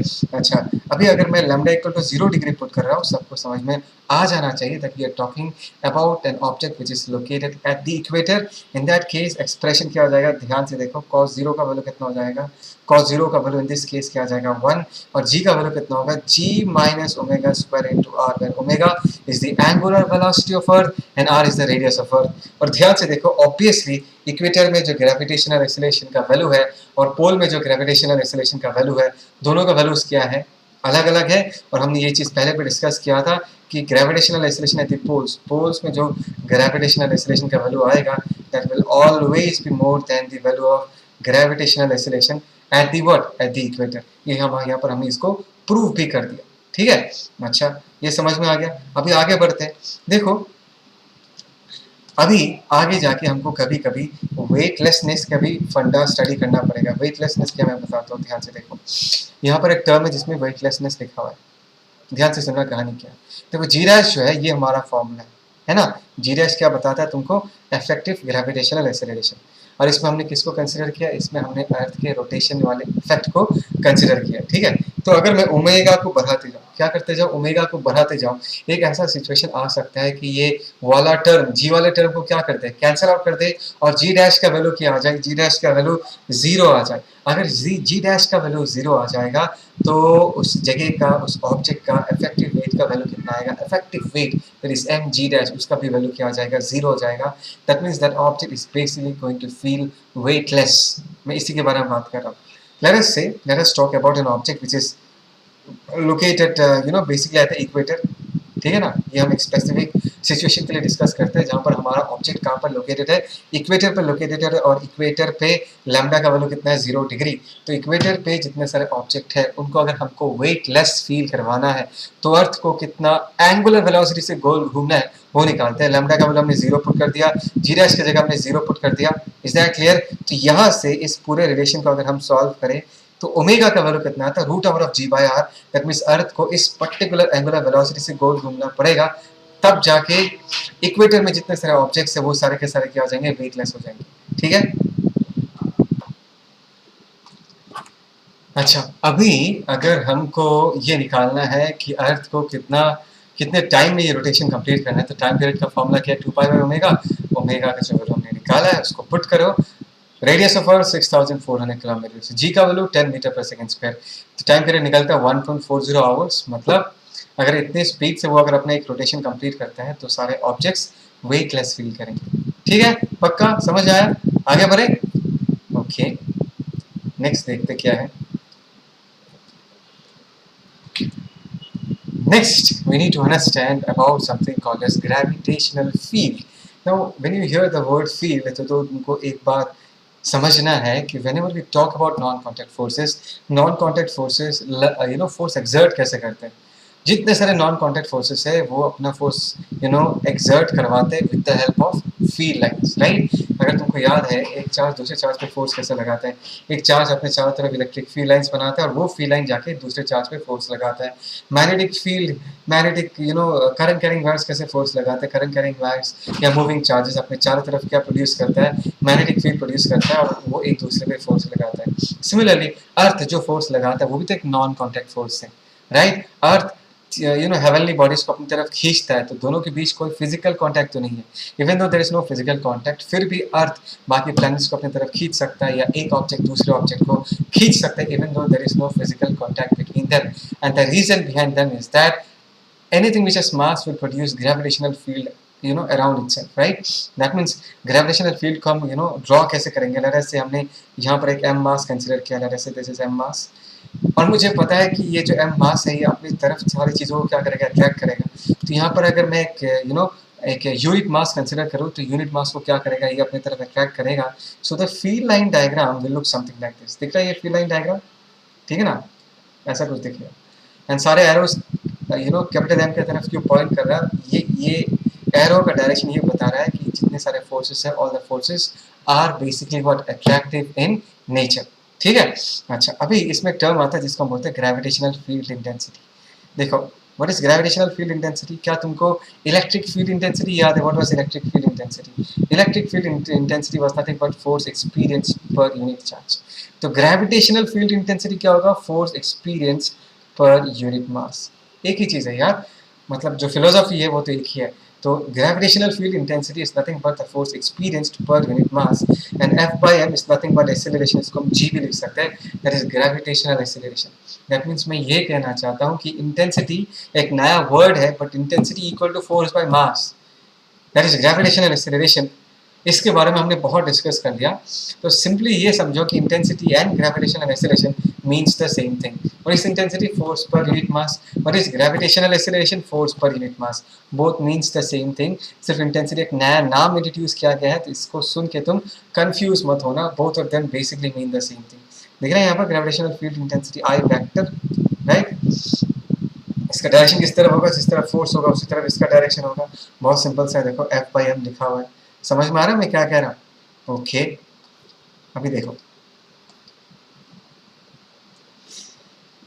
Try to understand. हाँ, देखो यहाँ पर, देखो यहाँ पर सीन क्या है कि हमारे सामने यहाँ पर एक सोर्स मास रखा गया है। जैसे this is source mass. Source mass का मतलब है कि ये बाकी चीज़ों पे क्या करेगा? फोर्स लगाएगा। तो इस जगह पर अगर तुम मुझे पूछोगे सर एम मास रखा गया है, इस पर फोर्स क्या लगेगा, तो just for the sake of discussion पहले हम इस जगह पर इंटेंसिटी डिफाइन करते हैं। इंटेंसिटी क्या होगा? What is intensity? That is force experienced per unit मास। या ग्रेविटेशनल एक्सेलरेशन क्या होगा? तो कैपिटल एम के कारण यहाँ पर ग्रेविटेशनल एक्सेलरेशन या इंटेंसिटी का वैल्यू कितना होगा? याद है ना? That is G capital M divided by what? R square, है ना? This is intensity. अभी अगर तुम मुझे ये पूछोगे कि इस एम मास पे इस पर्टिकुलर डायरेक्शन में कितना फोर्स लगता है, तो मैं क्या कहूँगा? यार आई जो है that is basically the force experience by unit mass. Unit mass में अगर आई फोर्स लगता है तो एम मास पे कितना फोर्स लगेगा? डायरेक्टली इनटू एम कर दो और एक्सप्रेशन कितना आएगा? That is G capital M small M divided by R square. और ये तो पुराना ये तो कोई नया एक्सप्रेशन नहीं है। जैसे यूनिवर्सल लॉ ऑफ ग्रेविटेशन, एक कैपिटल एम छोटे एम पे कितना फोर्स लगाता है, ये फॉर्मूला हमने पहले भी बहुत बार यूज़ किया है। बात समझ में आ रहा है? इंटेंसिटी का मतलब है कि उस जगह पर अगर एक यूनिट मास रखा जाता है, तो यूनिट मास में कितना फोर्स लगेगा वो हमको बताना। ठीक है, पक्का? क्लियर? आगे बढ़े। ओके, देखो यहाँ पर बढ़िया से एक फील लाइन डायग्राम मैंने तुमको बना के दिया है। ऐसा फील लाइन डायग्राम हम बना सकते हैं इन दिस केसेस। ठीक है, ओके। एक छोटा सा आइडिया है जो मैं तुमको बता के रखना चाहूँगा। ये जो कंसेप्ट है ये कोई नया कंसेप्ट नहीं है, दिस इज़ नथिंग न्यू। तुमने इसको कभी ना कभी सुना होगा। चलो इसको लेके थोड़ा सा डिस्कशन करके रखते हैं, मे बी कभी तुम्हारा काम में आ जाए, है ना? लेट अस से कि हमने एक यूनिफॉर्म सॉलिड स्फीयर कंसिडर किया। क्या किया है? एक यूनिफॉर्म सॉलिड स्फीयर कंसिडर किया है। लेट अस से इसका रेडियस हमने क्या मान के रखा है? इसका रेडियस हमने कैपिटल आर मान के रखा है। तो ये पूछा गया, चलो इसका मास भी मैं लिख के रखता हूँ। लेट अस से इसका मास कैपिटल एम है, तो इसका डेंसिटी कितना होगा? डेंसिटी रो इधर is equal to M divided by 4/3 pi capital R cube, right? This is the density. तो अभी अगर तुमको ये पूछा जाता है कि सेंटर से आर डिस्टेंस यहाँ पर समवेयर इनसाइड हमको इंटेंसिटी का वैल्यू बताना है, एंड सेकेंड केस में सेंटर से आर डिस्टेंस यहाँ पर कहीं पर, यहाँ पर एट एन एक्सटर्नल पॉइंट, ठीक है, एक्सटर्नल पॉइंट पे कहीं यहाँ पर अगर हमको इंटेंसिटी का वैल्यू बताना है तो हम इसको करें कैसे? ठीक है, देखो इट्स वेरी सिंपल। अगर मुझे यहाँ पर इंटेंसिटी बताना है, ये चीज़ हमने पहले भी डिस्कस किया था। तो इस जगह पर इंटेंसिटी क्या है? It's nothing but force experience by unit mass. यहाँ पर एक यूनिट मास कंसिडर करो, तो इस पर जो फोर्स लगाएगा वो कौन लगाएगा? कितना मास लगाएगा? ये जो रेड कलर का स्फीयर दिख रहा है, आर रेडियस का, छोटा रेडियस का जो स्फीयर है, इसमें जितना मास है, अगर से इसमें एम नॉट मास है, इस एम नॉट मास के कारण यहाँ पर जो यूनिट मास है उस पर फोर्स लगेगी। तो एम नॉट मास का वैल्यू कितना वो लिख लेते हैं, दैट इज डेंसिटी इनटू इस तो लाल वाले स्फीयर का वॉल्यूम, दैट इज 4/3 पाई छोटा आर क्यूब, जिसको हम क्या लिख सकते हैं? रो की जगह हम ये वैल्यू पुट कर देंगे, that is M divided by that is 4/3 that is pi capital R cube into यहाँ पर क्या हो जाएगा? दैट इज 4/3 पाई छोटा आर क्यूब, 4/3 पाई 4/3 पाई ये चला जाएगा। और यहाँ पर क्या बचेगा? ध्यान से देखो, एम छोटा R cube divided by what? Capital R cube, है ना? m छोटा r cube divided by capital R cube, ये हो गया m नॉट का मास। तो यहाँ पर इंटेंसिटी I का वैल्यू कितना होगा, that is basically equal to force experience per unit mass, तो दैट इज g, मास कितना होगा m नॉट, और वहाँ पर कितना मास हमने रखा है, यूनिट मास रखा है, डिवाइडेड बाय डिस्टेंस स्क्वायर क्या होगा r स्क्वायर। और यहाँ पर अगर हम m नॉट का वैल्यू पुट करते हैं, ध्यान से देखो, यहाँ पर अगर हम m नॉट का वैल्यू पुट करते हैं तो हमको क्या मिलेगा, देखते हैं, let's see, that is equal to g, m naught की जगह हम क्या पुट करेंगे, that is capital M r cube divided by capital R cube, है ना। और नीचे क्या बचेगा, नीचे बचेगा r स्क्वायर। तो ध्यान से देखो, r स्क्वायर ये कैंसिल आउट हो गया, दिस इज इंटेंसिटी I। कुछ और छूटा है, एनीथिंग एनीथिंग कुछ छूटा है, ये लिख दिया, m नॉट का वैल्यू हमने पुट कर दिया, क्यूब का भी वैल्यू पुट कर दिया, चलो ठीक है, बढ़िया है। इसको हम क्या लिख सकते हैं, that is g capital M छोटा r डिवाइडेड बाय हम क्या लिख सकते हैं, r क्यूब लिख सकते हैं ना। तो यहाँ पर एक इंटरेस्टिंग चीज़ है, ध्यान से देखो, यहाँ पर जो इंटेंसिटी है that is directly proportional to what, r। That means जब तक हम अंदर रहेंगे, बिकॉज ये जो कहानी है, this is for r less than और equal to capital R, we are talking about a point which is inside the solid sphere. Solid sphere के अंदर एट एन इंटरनल पॉइंट अगर हमको ग्रेविटेशनल इंटेंसिटी बताना है, तो gravitational intensity will be proportional to what, r। वही अगर external point पे बताना है, इट्स वेरी सिंपल यार, एक्सटर्नल पॉइंट पे बताना है तो एक्सटर्नल पॉइंट पे कितना ग्रेविटेशनल इंटेंसिटी होगा, एक बार ये सोच के देखो। एक्सटर्नल पॉइंट पर अगर हमको ग्रेविटेशनल इंटेंसिटी इस जगह पर बताना है, तो यहाँ पर एक यूनिट मास कंसीडर करो, तो आई का वैल्यू कितना हो जाएगा, ध्यान से देखो, दैट इज जी, पूरा मास m आ जाएगा। पूरे मास को हम कहाँ पर कंसंट्रेट कर सकते हैं, सेंटर पे कंसंट्रेट कर सकते हैं। यहाँ पर हमने कितना मास रखा है, यूनिट मास, तो दैट इज 1 डिवाइडेड बाई ये डिस्टेंस कितना हम लिख सकते हैं, r स्क्वायर।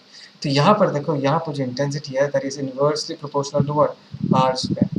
बात समझ आ रहा है मैं क्या कर रहा हूँ, यहाँ जो इंटेंसिटी है that is inversely proportional to r square, and this r, मतलब ये जो रिलेशन है, this is valid for points which is outside the solid sphere, ठीक है। तो अभी अगर हमको इसका एक ग्राफ कंस्ट्रक्ट करना है, ग्राफ मतलब अगर हम एक ग्राफ बनाना चाहते हैं दैट इज बिटवीन इंटेंसिटी, किसके बीच, intensity that is I versus distance from the centre that is r equal to 0, मतलब we are talking about the center of the uniform solid sphere, r equal to capital R अगर मैं लिखूँ, I am talking about the surface।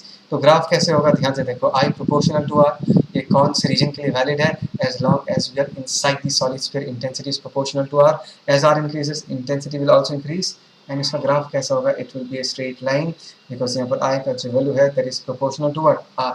उसके बाद capital R को जब हम cross करेंगे, वी आर मूविंग आउट, तब हम ये फॉर्मूला फॉलो करेंगे जहाँ पर इंटेंसिटी जो है that is inversely proportional to what, r square. r increase करेगा तो इंटेंसिटी क्या करेगा, डिक्रीज करेगा, and the graph look something like this. In this case intensity जो है that is inversely proportional to what, r square.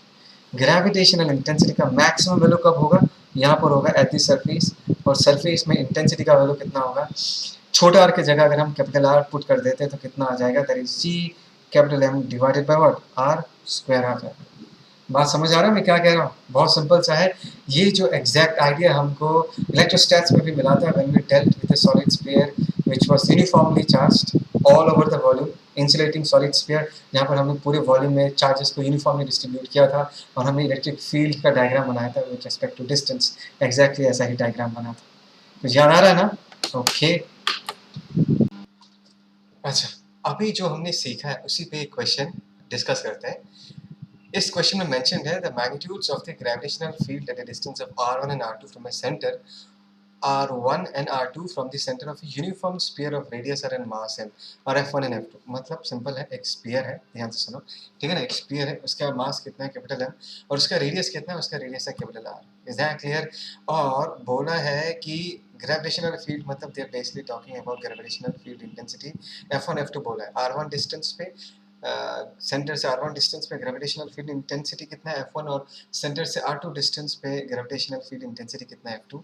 तो यहाँ पर कुछ ऑप्शंस दिए हुए, देखो सबसे पहला ऑप्शन जो है, r1 less than capital R and r2 less than capital R, मतलब कैपिटल R से छोटा। अगर मैं इंटरनल पॉइंट्स के बारे में बात करूंगा तो तुमको ये याद होना चाहिए, that is what, intensity is proportional to what, R, gravitational field intensity. यहाँ पर उसने उसी I को F से रिप्रेजेंट किया है, तो हम ये कह सकते हैं F जो होगा that will be proportional to R। तो in this case f1 by f2 will be equal to what, r1 by r2। तो ये करेक्ट ऑप्शन है, option A is the correct option. Secondly अगर मैं ये देखता हूँ, if R1 greater than R and R2 greater than R, मतलब we are talking about points which are located outside the solid sphere. Outside the solid sphere अगर हम बात करें इंटेंसिटी का जो वैल्यू होगा that is inversely proportional to R square. यहाँ पर I की जगह F वाला लेटर इन लोगों ने यूज किया है, चलेगा F is what inversely proportional to R square. तो ध्यान से देखो, R1 more than capital R, R2 more than capital R, मतलब सॉलिड स्फीयर से बाहर। तो अगर हम इंटेंसिटी का रेशियो देखें तो दे आर इनवर्सली प्रोपोर्शनल। तो F1 by F2 equal to R2 square by R1 square, ये भी सही, ठीक है। So this are the correct options. ये तो गलत है, ये भी गलत है। तो this are the correct option. So हमने जो सीखा है, देखो कैसे क्वेश्चंस बन सकते हैं उसमें, ठीक है, ठीक है।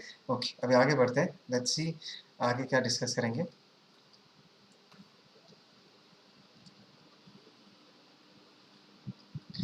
देखो ये क्वेश्चन भी हम डिस्कस कर सकते हैं, सिंपल सा है। जैसे कि यहाँ पर बोला है कि infinite bodies each of mass 3 kg are situated at distances 1 metre 2 metre 4 metre 8 metre, दिख रहा है 3 kg 3 kg 3 kg 3 kg, ऐसे करके इनफाइनाइट बॉडीज है। और ओरिजिन से सबका डिस्टेंस दिया हुआ है 1 2 4 8 करके दिया हुआ है।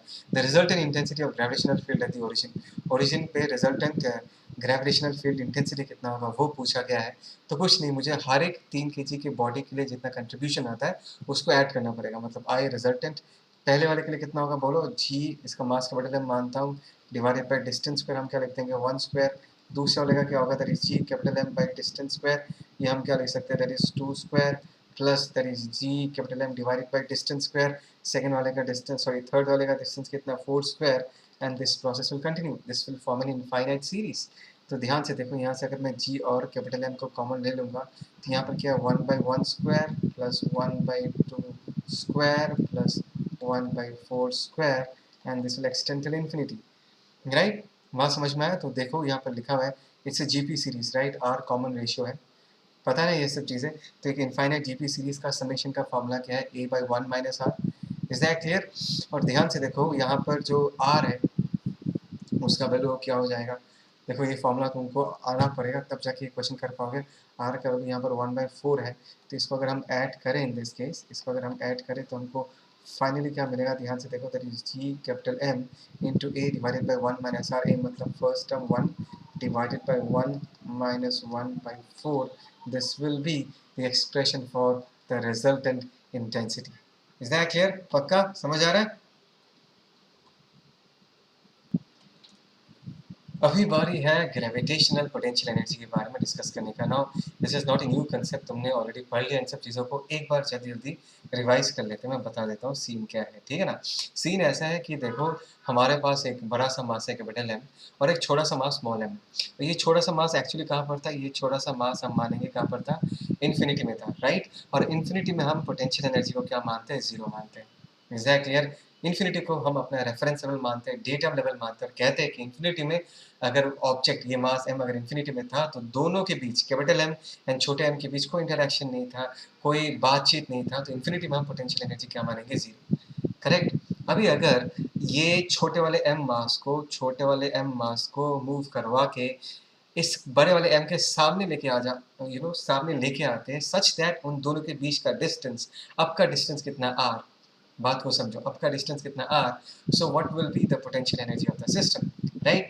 नाउ पोटेंशियल एनर्जी कब क्रिएट होता है, वी ऑल नो कि इस कैपिटल एम ने अपने चारों तरफ कैसा फील्ड बना के रखा है, इसने अपने चारों तरफ एक अट्रैक्टिव फील्ड बना के रखा है, बिकॉज हमको पता है कि force of gravitation, gravitational force जो होता है वो हमेशा अट्रैक्टिव होता है नेचर में, वो हमेशा चीज़ों को क्या करता है, खींचता है।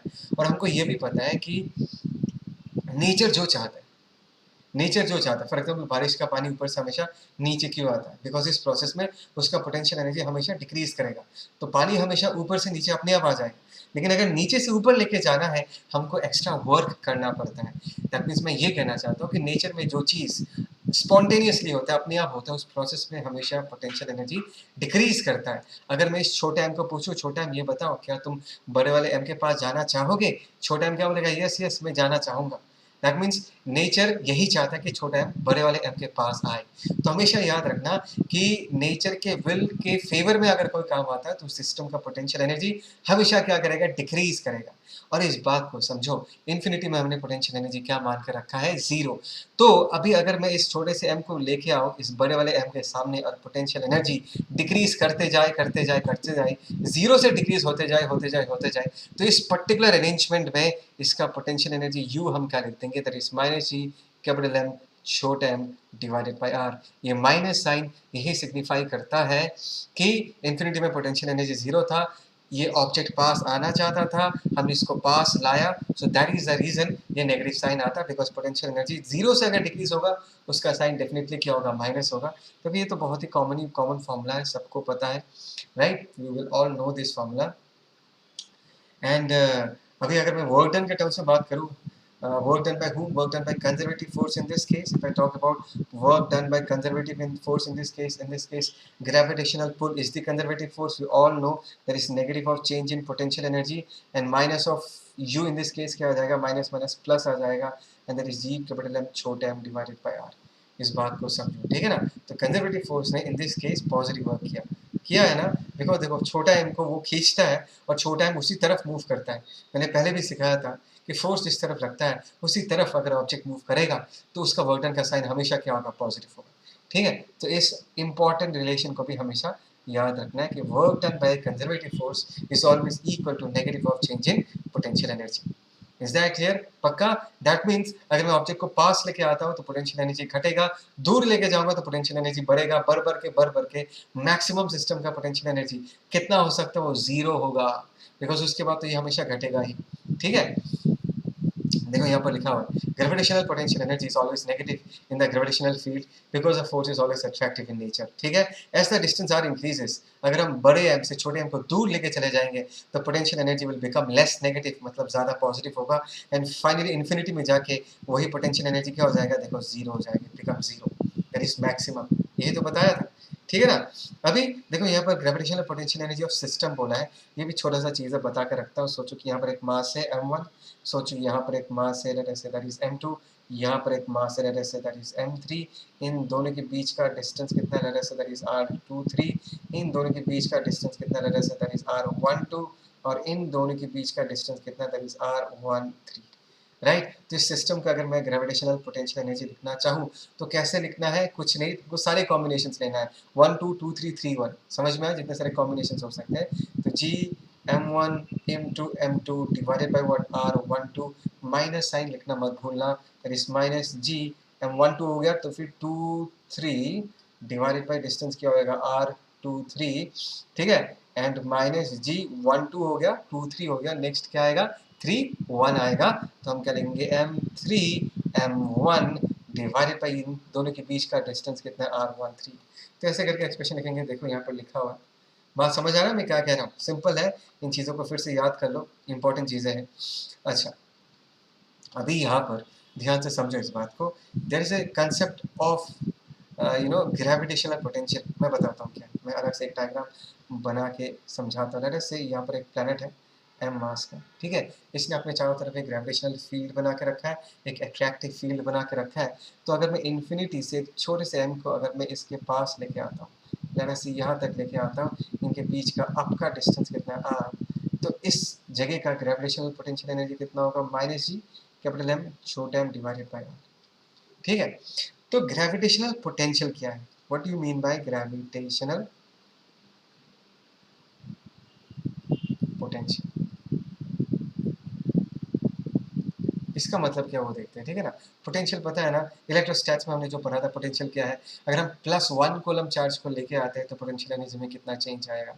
तो उसी तरीके से अगर एम मास को नहीं लाके अगर हम एक यूनिट मास को लेके आते हैं, किसको लेके आते हैं, यूनिट मास को लेके आते हैं, तो पोटेंशियल एनर्जी में जो चेंज आता है। तो ध्यान से देखो, एम मास को लेके आ रहे हैं तो you amount of energy potential energy create हो रहा है, यूनिट मास को लेके आएंगे तो कितना पोटेंशियल एनर्जी क्रिएट होगा, U by M. U by M क्या है, potential energy per unit mass, ठीक है। और इसी एक्सप्रेशन को हम क्या बुलाते हैं, इसी एक्सप्रेशन को हम ग्रेविटेशनल पोटेंशियल बुलाते हैं। और यू का वैल्यू अगर मैं पुट करूंगा तो यहाँ पर क्या आएगा, minus G capital M divided by R. बात समझ में आ रहा है। So this is what we call as gravitational potential. Is that clear? पक्का समझ में आ रहा है? अच्छा, इसमें 2-3 इंपॉर्टेंट चीज़ें हैं, उसको ध्यान से समझना। लेट अस सी ये सॉलिड स्फीयर है, इसका रेडियस r है, ठीक है? तो सरफेस पे ग्रेविटेशनल पोटेंशियल क्या होगा? मैंने क्या सिखाया था? सरफेस या सरफेस के बाहर अगर हम बात करते हैं तो हम सारे मास को कहाँ पर कंसंट्रेट कर सकते हैं? सेंटर पे कंसंट्रेट कर सकते हैं। तो सेंटर पे कैपिटल M को अगर हम कंसंट्रेट कर देंगे तो यहाँ का पोटेंशियल क्या होगा? Minus G capital M by छोटा। Is that clear? उसके बाद एक बार इलेक्ट्रोस्टैट्स याद करो। इलेक्ट्रोस्टैट्स अगर ये एक अगर uniformly you know charged sphere होता तो हमको ये पता था कि सरफेस में पोटेंशियल हमेशा क्या होता है? के क्यू बाई आर। और सेंटर पे कितना पोटेंशियल होता था? सरफेस में जितना पोटेंशियल होता था सेंटर पे उसका 1.5 टाइम्स से ज़्यादा होता था। ये चीज़ यहाँ पर भी वैलिड है। तो अगर सेंटर पे पोटेंशियल पूछा जाए कि भाई ये बताओ कि सेंटर पे पोटेंशियल क्या होगा? ये होगा 1.5 times of this, that is minus 1.5 G capital M divided by हम क्या लिख सकते हैं? आर लिख सकते हैं। इस बात को याद रखना। देखो यहाँ पर लिखा हुआ है, ये तो पोटेंशियल एनर्जी है, मैंने पोटेंशियल के फॉर्म में बताया है। 3/2 का मतलब क्या है? 1.5।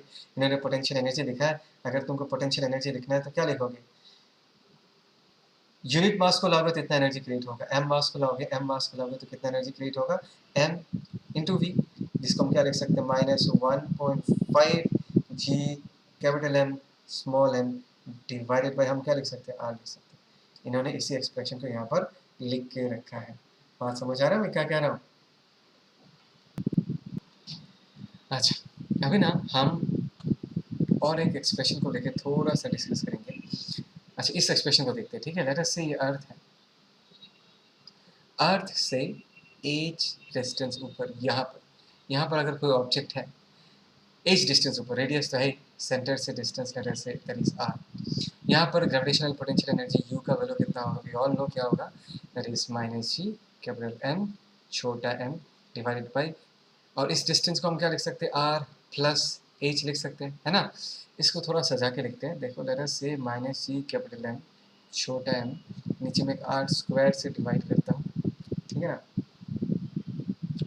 और ऊपर से भी एक आर स्क्वायर रखता हूँ यहाँ पर, आर प्लस एच है। मैंने ऐसा क्यों किया? तुमको समझ में आ रहा होगा कि G capital M divided by R square, इसको हम क्या लिख सकते हैं? ग्रेविटेशनल एक्सीलरेशन जी लिख सकते हैं, that is minus M G. इस आर स्क्वायर को हम नीचे लेके आ जाते हैं, नीचे लेके आएंगे तो क्या आएगा? ध्यान से देखो, इन दिस केस हमको मिलेगा, एक मिनट, ठीक है? अच्छा, इसमें मैं कह रहा था ना आर स्क्वायर नहीं, सिर्फ एक आर को ऊपर रख देते हैं और एक आर को अगर हम लेके आएंगे तो ये एक्सप्रेशन क्या हो गया? M G R divided by 1 plus H by R. तो ये भी एक एक्सप्रेशन है। ये याद नहीं रखने से भी चलेगा यार, ये सिर्फ बता के रख लो, ये वाला एक्सप्रेशन, ठीक है ना? अच्छा, अभी देखो, अभी अगर ऐसा सीन है कि वर्क डन अगेंस्ट ग्रेविटी, मैं सिनेरियो बताता हूँ। सिनेरियो क्या है? If the body of mass m is move from the surface of earth to a point at a distance of h above the surface of earth. ध्यान से देखो, ये हो गया अर्थ का सरफेस, यहाँ से कितना ऊपर लेके गया, चला गया है? लेट से h डिस्टेंस ऊपर तक हम इसको लेके चलते हैं, ठीक है ना? m मास का, दिस इज m मास का।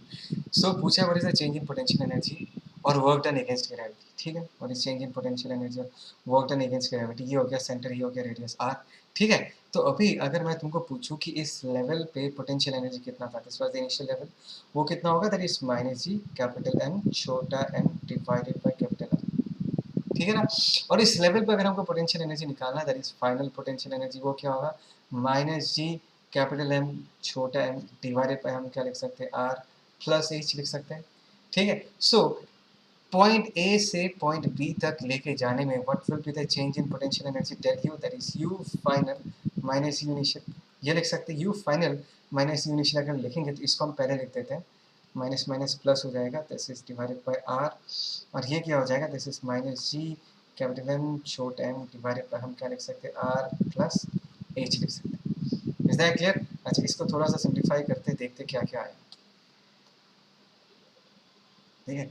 थोड़ा सा सिंप्लीफाई करके देखते क्या आएगा इस एक्सप्रेशन में। यहाँ पर ऑलरेडी किया हुआ है but still then, G capital M छोटा M that is basically 1 by R minus 1 by R plus H, ठीक है? तो that is C capital M छोटा एम, ऊपर क्या बचेगा और बताओ? R plus H minus H, मतलब ऊपर एक एच बच जाएगा और नीचे क्या होगा? That is R into R plus H, है ना? ठीक है। अच्छा, इसमें हम ना थोड़ा सा एक चेंजेस करेंगे, ऊपर एक आर मल्टीप्लाई करते हैं, नीचे भी आर मल्टीप्लाई करते हैं तो आर स्क्वायर हो जाएगा। G M by R square को हम क्या लिख सकते हैं, जी लिख सकते हैं, छोटा जी लिख सकते हैं। G M by capital R square को छोटा जी लिख सकते हैं, that is M G H, ठीक है। और ऊपर का जो आर है उसको हम नीचे लेके चले जाते हैं, यहाँ पर क्या हो जाएगा 1 प्लस एच बाई आर। तो डिफरेंस ऑफ पोटेंशियल एनर्जी को हम ऐसा भी लिख सकते हैं, ठीक है। We can write the difference of potential energy in this manner also. पक्का समझ में आया? अच्छा, देखो यहाँ पर एक बहुत बढ़िया सा चीज़ लिखा हुआ है। हमको पता है ना कि अगर एच हाइट में कोई ऑब्जेक्ट होता है उसका पोटेंशियल एनर्जी क्या होता है, एम जी एच। लेकिन ये हमेशा वैलिड नहीं है, कब वैलिड है, if H is very small as compare to the radius of earth, तो क्या होगा अगर एच का वैल्यू बहुत ही छोटा होगा आर के रेस्पेक्ट में, this term will be tending to zero. In that case the change in potential energy will be equal to what, M G H. देखो इस फॉर्मूला को हमने बहुत ज़्यादा यूज़ किया है, लेकिन ये एक स्पेशल केस है और ये फॉर्मूला उसी सिचुएशन के लिए वैलिड है if you dealing with objects which are located very close to the surface of earth, उसी सिचुएशन के लिए वैलिड है। बात समझ आया मैंने क्या कहा? पक्का क्लियर? ओके, थोड़ा क्वेश्चंस देखते हैं, let's see some questions. Simple सा है, इसमें ज़्यादा डिफिकल्ट तो कुछ है नहीं इसमें। Energy required to move a body of mass and from an orbit of radius 2r to 3r, try to understand. Let us see, एक प्लैनेट है, ठीक है ना, this is the planet that we are talking about, and let us say ये जो orbit का distance है, ये डिस्टेंस है 2r, और ये जो ऑर्बिट का डिस्टेंस है, इस ऑर्बिट का डिस्टेंस कितना है, 3r। हमेशा सिचुएशन इमेजिन करो, लेट अस यहाँ पर कोई सैटेलाइट मूव कर रहा है, इसको हम मूव करवा के यहाँ तक लेके आएंगे, ठीक है ना। सैटेलाइट को 2r वाले ऑर्बिट से मूव करवा के 3r वाले ऑर्बिट तक लेके आएंगे, और लेट अस से हम इसको बहुत स्टडीली लेके आएंगे। ऐसा नहीं है कि हमने इसको भगाया और जब यहाँ पर पहुँचा उसके पास वेलोसिटी है, ऐसा नहीं है।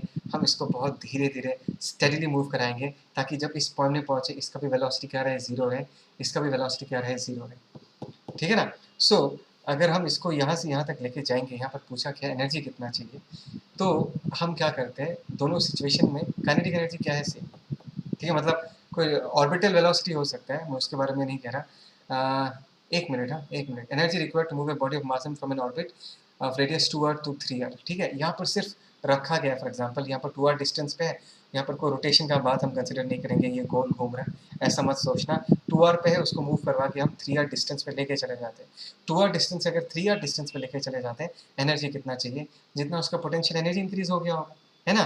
जितना उसका पोटेंशियल एनर्जी इंक्रीज हुआ होगा वही पोटेंशियल एनर्जी हमको सप्लाई करना पड़ेगा, एक्सटर्नल एजेंट को सप्लाई करना पड़ेगा। तो एक बार देखते हैं इसका पोटेंशियल एनर्जी कितना इंक्रीज हो जाएगा, del U, that is U final minus U initial. U final कितना होगा, ध्यान से देखो, that is minus G capital M छोटा एम डिवाइडेड बाई ये डिस्टेंस कितना हो जाएगा, 3r, माइनस माइनस प्लस हो जाएगा, that is G capital M छोटा एम डिवाइडेड बाई हम क्या लिख सकते हैं यहाँ पर 2r लिख सकते हैं ना। तो फाइनली ये एक्सप्रेशन कितना आ जाएगा, ध्यान से देखो, this is 6r, this is minus 2g capital M into छोटा एम, और यहाँ पर क्या आएगा plus 3g capital M into छोटा एम, और फाइनली इसका वैल्यू कितना होगा, that is g capital M छोटा M divided by what, 6r। So इतना पोटेंशियल एनर्जी बढ़ गया है उस ऑब्जेक्ट का, जब हम उसको 2r से 3r तक लेके जाते हैं तो यही एनर्जी हमको प्रोवाइड करना पड़ेगा, देखो। So this is the energy that has to be provided. बात समझ में आ रहा है? नेक्स्ट क्वेश्चन देखते हैं, देखो, body of mass m kg starts falling from A point 2r distance से, लेट अस से ये हो गया हमारा अर्थ, एंड लेट अस से सेंटर से from A point 2r above the earth surface, okay, earth surface से 2r डिस्टेंस, ये जो डिस्टेंस है अर्थ सरफेस से कितने डिस्टेंस पे है, लेट अस से 2r डिस्टेंस पे यहाँ से गिरना चालू करते हैं। ये डिस्टेंस ऑलरेडी r तो होगा सेंटर से डिस्टेंस, है ना। It's kinetic energy when it has fallen to a point r above the earth surface, मतलब ये गिर के लेट अस से यहाँ तक पहुँचा है। अभी ये डिस्टेंस कितना है, ये डिस्टेंस हम कहते हैं, इसको हम कहेंगे r, एग्जैक्टली यहाँ तक पहुँचे, ठीक है। तो यहाँ पर पूछा कि यहाँ पर उसका काइनेटिक एनर्जी कितना हो, कुछ नहीं करना, बेसिक वर्क एनर्जी का प्रॉब्लम है, just you need to use conservation of energy. पहले ये बताओ कि इस लेवल पे क्या क्या एनर्जी है, let us say this is the initial level and let us say this is the final level, and दोनों लेवल पे जो टोटल मैकेनिकल एनर्जी है उसका वैल्यू हमेशा क्या रहेगा, सेम रहेगा। तो यहाँ पर पोटेंशियल एनर्जी कितना, जल्दी से लिख लो, that is minus G capital M छोटा एम, मास ने एम पकड़ लिया, डिवाइडेड बाई ये डिस्टेंस कितना होगा सेंटर से डिस्टेंस 2r प्लस r, हम यहाँ पर क्या लिख सकते हैं 3r लिख सकते हैं ना, प्लस काइनेटिक एनर्जी कितना होगा, जीरो, बिकॉज इसको हमने यहाँ से क्या किया था, रिलीज किया था, ठीक है। जब वो गिर के यहाँ तक पहुँचेगा इस लेवल का मैकेनिकल एनर्जी क्या है वो हम लिख लेते हैं। सबसे पहले ग्रेविटेशनल पोटेंशियल एनर्जी, सेंटर से कितने डिस्टेंस पे, 2r डिस्टेंस पे, तो हम लिखेंगे माइनस जी कैपिटल एम छोटा एम डिवाइडेड बाय एम क्या लिख सकते हैं 2r। Is that clear? Plus यहाँ पर कुछ ना कुछ काइनेटिक एनर्जी होगा तो उसको हमने हाफ एम वी स्क्वायर लिखा। इस रिलेशन को सॉल्व करोगे तो बहुत आसानी से तुमको आपका अपना आंसर पता चल जाए। ठीक है, ओके आगे बढ़ते देखते आगे क्या है। लेट्स ओके, यहाँ पर और एक क्वेश्चन मैंने यहाँ पर मार्क करके रखा है। Okay this is very simple, इसमें से हम डिस्कस कर लेंगे। If the mass of the earth is capital M, radius is R and gravitational constant is G, then the work done to take 1 kg of mass from earth surface to infinity, earth के surface से infinity तक लेके जाने में कितना काम करना पड़ेगा। देखो it's very simple, work done in this case is equal to U final minus U initial. अच्छा यहाँ पर ना बहुत लोग कंफ्यूज हो जाते हैं। मैंने कहा था कि work done is always equal to what, negative of change in potential energy, है ना। और यहाँ पर क्या है, यहाँ पर work done equal to del U लिखा है, work done equal to del U, आगे माइनस साइन दिया हुआ नहीं है। देखो इसमें कंफ्यूज नहीं होना, हमेशा याद रखना this is the work done by conservative force. ठीक है, this is the work done by conservative force, that is equal to, अगर तुम किसी एक्सटर्नल एजेंट का वर्क डन निकालोगे, बात समझ में आ रहा है मैं क्या कह रहा हूँ। तो एक्सटर्नल एजेंट यहाँ पर जो वर्क डन निकाला गया है, ये एक्सटर्नल एजेंट का वर्क डन निकाला गया है। बात को समझ में आ रहा है मैं क्या कह रहा हूँ। जैसे कि फॉर एग्जाम्पल अर्थ के सामने अगर मैं किसी ऑब्जेक्ट को लेके आता हूँ, अगर मैं इसको बहुत स्टडी लेके आऊँगा, अर्थ तो अट्रैक्ट करेगा और उसको अगर मुझे धीरे धीरे लेके जाना है तो किसी एक्सटर्नल एजेंट को उसको पकड़ के रखना पड़ेगा, नहीं तो वो ऑब्जेक्ट क्या करेगा, एक्सीलरेट करके अर्थ के सरफेस की तरफ चला जाएगा। तो अगर मुझे उस ऑब्जेक्ट को धीरे धीरे स्टेडीली मूव करवा के अर्थ के सरफेस के पास लेके जाना है तो हमको एक एक्सटर्नल फोर्स भी लगाना पड़ेगा। सो बेसिकली उस ऑब्जेक्ट पे दो फोर्सेस एक्ट कर रहे हैं। चलो मैं डायग्राम बनाता हूँ। नरेश से ये हमारा धरती है, एक छोटा सा मास एम है जो कि इस तरफ आना चाहता है। तो छोटे एम पे ना दो फोर्स लग रहा है, एक तो अर्थ का ग्रेविटेशनल पुल है, एक तो हमको भी फोर्स लगाना पड़ता है एक्सटर्नल एजेंट को, ताकि ये स्टेडीली मूव करे। अगर हम इसको रिलीज कर दूँ तो ये क्या करेगा, एक्सीलरेट करके यहाँ तक पहुँच जाएगा। बात समझ में आ रहा है मैं क्या कहना चाहता हूँ। ओके, तो यहाँ पर जो इन्होंने वर्क डन निकाला है, ये किसका वर्क डन निकाला है, एक्सटर्नल एजेंट का। एक्सटर्नल एजेंट का work done is equal to change in potential energy. लेकिन अगर तुमको कंजर्वेटिव फोर्स का वर्क डन पूछा जाए, किसका वर्क डन, कंजर्वेटिव फोर्स का, that is always equal to negative of change in potential energy. हमेशा याद रखना, बस U infinity minus U R, U infinity में वैल्यू कितना होता है, जीरो होता है, पता था, और आर डिस्टेंस पे कितना होगा वो भी लिख के रखा है, बस डायरेक्ट कर लो, इट्स वेरी सिंपल। ठीक है ना, इन्फिनिटी में हमेशा याद रखना कि पोटेंशियल एनर्जी क्या है, जीरो होता है। ठीक है, ओके। अभी नेक्स्ट और एक नया कंसेप्ट को स्टडी करते हैं, देखते ये क्या है। देखो this is something called as escape velocity. Escape velocity क्या है, भाग जाना, एस्केप कर जाना। दैट मीन्स देखो ध्यान से यहाँ पर लिखा हुआ है कि अगर अर्थ के सरफेस से, चलो मैं बताता हूँ, अर्थ के सरफेस से अगर मुझे किसी ऑब्जेक्ट को भगा देना है, क्या करना है, भगा देना है। इस ऑब्जेक्ट को मुझे कहाँ पहुँचा देना है, मुझे इस ऑब्जेक्ट को ऐसे जगह पर पहुँचा देना है जहाँ पर अर्थ का ग्रेविटेशनल पुल इस पर नहीं लगेगा। अर्थ का ग्रेविटेशनल पुल कहाँ जाके जीरो होता है, इन्फिनिटी में जाके जीरो होता है। दैट मीन्स अगर मुझे इस ऑब्जेक्ट को इन्फिनिटी तक पहुँचाना है तो मुझे उसको अर्थ के सरफेस से कितने वेलोसिटी से शूट करना पड़ेगा। उसी वेलोसिटी को हम क्या कहते हैं, उसी वेलोसिटी को हम क्या कहते हैं, एस्केप वेलोसिटी। बात समझ में आ रहा है मैं क्या कह रहा हूँ। तो ये फाइनली जाके फॉर एग्जाम्पल, एक मिनट, ये फाइनली जाके लेटर से इन्फिनिटी पहुँच गया, तो यहाँ पर इसका ग्रेविटेशनल पोटेंशियल एनर्जी क्या हो जाएगा, फाइनल वाला, ये भी जीरो हो जाएगा। काइनेटिक एनर्जी भी क्या हो जाएगा, जीरो हो जाएगा।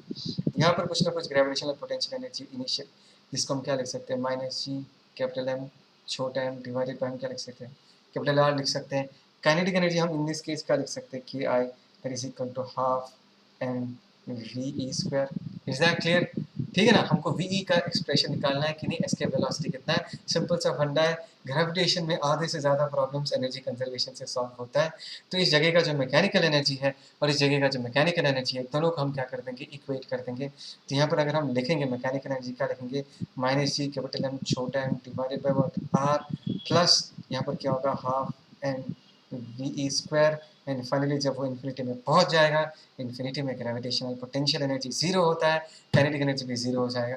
सो this is the escape velocity. ठीक है, देखो काइनेटिक एनर्जी मैंने जीरो माना है, इसको जीरो मान के मैं जो वेलोसिटी निकालूंगा, इसका मतलब ये है कि इस वेलोसिटी से शूट करोगे तो इन्फिनिटी में जाके वो रुकेगा।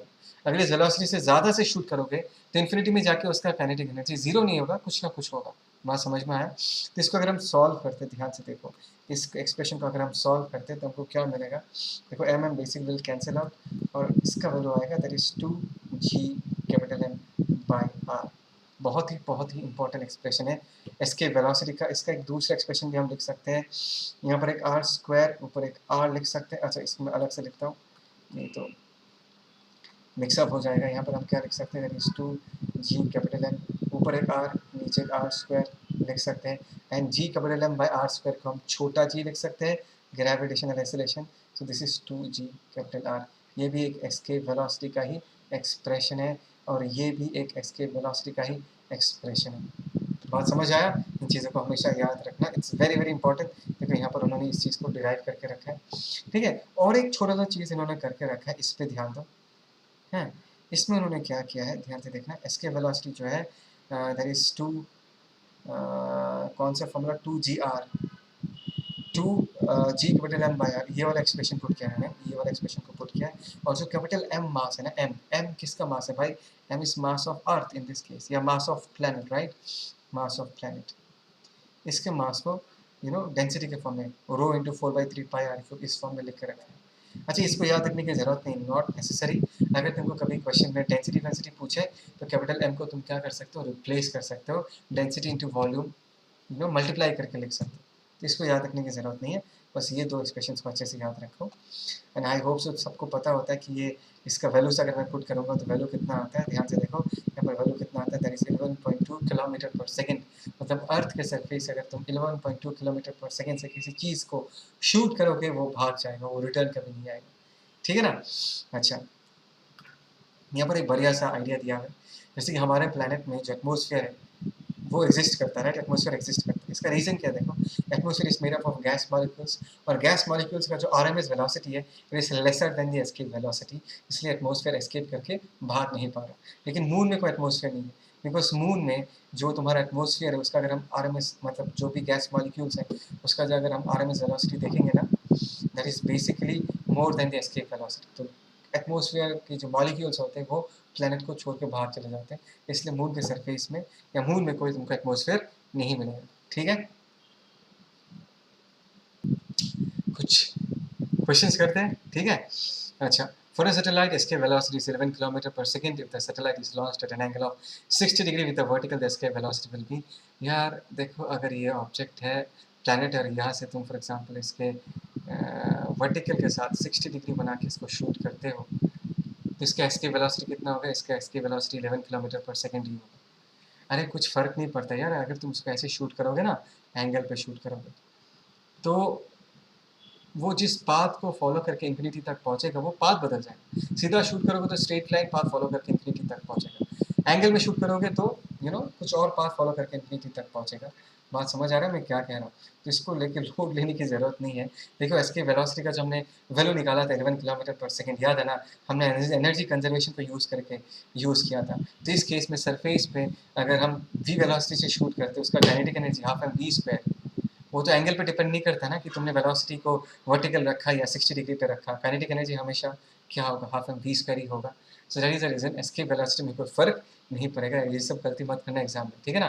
अच्छा, the escape velocity from the earth is about 11 kilometre per second. The escape velocity from a planet having twice the radius and the same mean density as earth is. देखो यहाँ पर मीन डेंसिटी बोल दिया गया है, कुछ नहीं करना, ये वाला फॉर्मूला यूज करो, 2g capital M by r, ठीक है ना। ट्वाइस द रेडियस बोला है इन दिस केस। अच्छा देखो, यहाँ पर छोटे एम को फिर क्या किया है उन्होंने, डेंसिटी के फॉर्म में एक्सप्रेस कर दिया। और ध्यान से देखो, 8/3 मतलब छोटा एम जो है तुम एक्सप्रेस कर पाओगे ना density of the planet into volume of the planet, तो इतना ये वाला रिलेशन तुमको मिल जाएगा, ठीक है ना। तो 8/3 पाई रो जी, ये सारे के सारे कॉन्स्टेंट्स हैं, तो इसके velocity that is directly proportional to radius आएगा, ठीक है ना। तो अभी अगर रेडियस ट्वाइस हो गया तो तुम्हारा इसके वेलोसिटी भी क्या हो जाएगा, ट्वाइस हो जाएगा। दैट इज द रीजन यहाँ पर कितना लिखा हुआ है, 22 किलोमीटर पर सेकेंड, ठीक है। तो देखो यहाँ पर हमने जो मास है, जो एम है, M is the mass of the planet, इसको भूलो मत, is the mass of the planet. इसको हमने कैसे करके एक्सप्रेस किया है, समझ में आ गया होगा एकदम से, that is 4/3 pi R cube, इस फॉर्म में एक्सप्रेस किया है, ठीक है ना। तो ऐसे करके ये एक्सप्रेशन आ जाएगा। तो इस क्वेश्चन को ऐसे करके करना है। नेक्स्ट क्वेश्चन को देखते हैं, ठीक है, let's see the next question. Next question क्या है, देखो, कि projectile is projected with a velocity kv in vertically upward direction from the ground into the space. V is escape velocity k less than 1. If air resistance is considered to be negligible, then the maximum height from the center of the earth to which it can go will be. बहुत simple है यार, इसमें तुमको energy conservation use करना है, basic work energy का problem है। तुमने इसको शूट किया कितना वेलोसिटी से, k टाइम्स ऑफ v से शूट किया है। क्या इस लेवल पे इसके पास कोई पोटेंशियल एनर्जी होगा? डेफिनेटली कोई पोटेंशियल एनर्जी होगा, that is G capital M छोटा m divided by what R. क्या कोई काइनेटिक एनर्जी होगा? यस काइनेटिक एनर्जी होगा, दैट इज हाफ एम ये वाला velocity the whole square, that is K square V square. समझ में आया? फाइनली अगर वो एच हाइट पे जाके रुक जाता है, try to understand, H height पे जाके रुक जाता है, तो यहाँ पर पोटेंशियल एनर्जी क्या होगा? एम जी एच मत लिख देना भाई, एम जी एच सिर्फ उन सिचुएशंस के लिए वैलिड है the object is located very close to surface of earth. यहाँ पर हमको एग्जैक्ट एक्चुअल फॉर्मूला यूज करना पड़ेगा पोटेंशियल एनर्जी का, U final that is minus G capital M छोटा एम, और ये डिस्टेंस कितना होगा? रेडियस सेंटर ये है, अगर ये रेडियस आर मानता हूँ तो आर प्लस एच, और यहाँ पर अगर वो रुक जाता है तो फाइनल काइनेटिक एनर्जी क्या होगा? जीरो। तो ये हो गया final mechanical energy of the system, और ये क्या हो गया? ये हो गया हमारा initial mechanical energy of the system. हम दोनों को इक्वेट करेंगे और आराम से आ जाएगा। ये सब देखने की जरूरत नहीं, फार्मूला यूज़ किया है चलेगा। ये फार्मूला मैंने तुमको सिखाया था, बट कुछ नहीं यार, तुम इस चीज़ को ऐसे याद रखो, it will be easier for you, तुमको बस एनर्जी कंजर्वेशन यूज़ करना, ठीक है? ओके। और एक क्वेश्चन देखते हैं, सिंपल सा। मैंने कहा था कि ग्रेविटेशन का 90% प्रॉब्लम एनर्जी कंजर्वेशन से सॉल्व होता है। इस क्वेश्चन को भी देखते हैं। ए body of mass is situated at a distance of 4 RE above the earth's surface, where RE is the radius of the earth. How much minimum energy be given to the body so that it may escape? बाहर जाएगा, ठीक है, अर्थ है, ठीक है ना। 4 RE above the earth surface मतलब surface से कितना ऊपर? 4 RE ऊपर, ठीक है। यहाँ पर एक ऑब्जेक्ट है, लेटर से इसका v वेलोसिटी से प्रोजेक्ट करते हैं, और इस ऑब्जेक्ट का अर्थ के सेंटर से डिस्टेंस कितना है? 4 RE plus RE, that is 5 RE, और ये फाइनली जाके कहाँ भाग जाएगा? इन्फिनिटी में चला जाएगा। इन्फिनिटी में पोटेंशियल एनर्जी मतलब फाइनल पोटेंशियल एनर्जी होगा क्या? जीरो। काइनेटिक एनर्जी फाइनल में क्या होगा? जीरो होगा, ठीक है ना। बात को समझो। तो इस लेवल पे क्या है? इस लेवल पे there is some potential energy, जिसको हम लिख सकते हैं माइनस जी कैपिटल एम छोटा एम बाई इस ऑब्जेक्ट का अर्थ के सेंटर से डिस्टेंस कितना है? दैट इज 5 RE, और यहाँ पर इनिशियल काइनेटिक एनर्जी अगर लिखेंगे तो हम क्या लिख देंगे? That is half M V square. तो इन दोनों का समेशन हो गया इनिशियल मैकेनिकल एनर्जी, ये हो गया हमारा फाइनल मैकेनिकल एनर्जी। और अगर हम इन दोनों को इक्वेट करेंगे, चलो मैं इक्वेट करता हूँ, that is G capital M छोटा एम डिवाइडेड बाय नीचे क्या लिख सकते हैं? 5 RE लिख सकते हैं, प्लस यहाँ पर हम क्या लिख सकते हैं? That is half M V square, that is equal to, जब ये इन्फिनिटी तक पहुँच जाएगा, इसका काइनेटिक एनर्जी भी जीरो हो जाएगा, पोटेंशियल एनर्जी भी जीरो हो जाएगा। इसको हम जीरो के साथ क्या करेंगे? इक्वेट करेंगे, और इस रिलेशन को अगर हम सॉल्व करते हैं, हम बहुत आसानी से v का वैल्यू बता पाएंगे, ठीक है ना।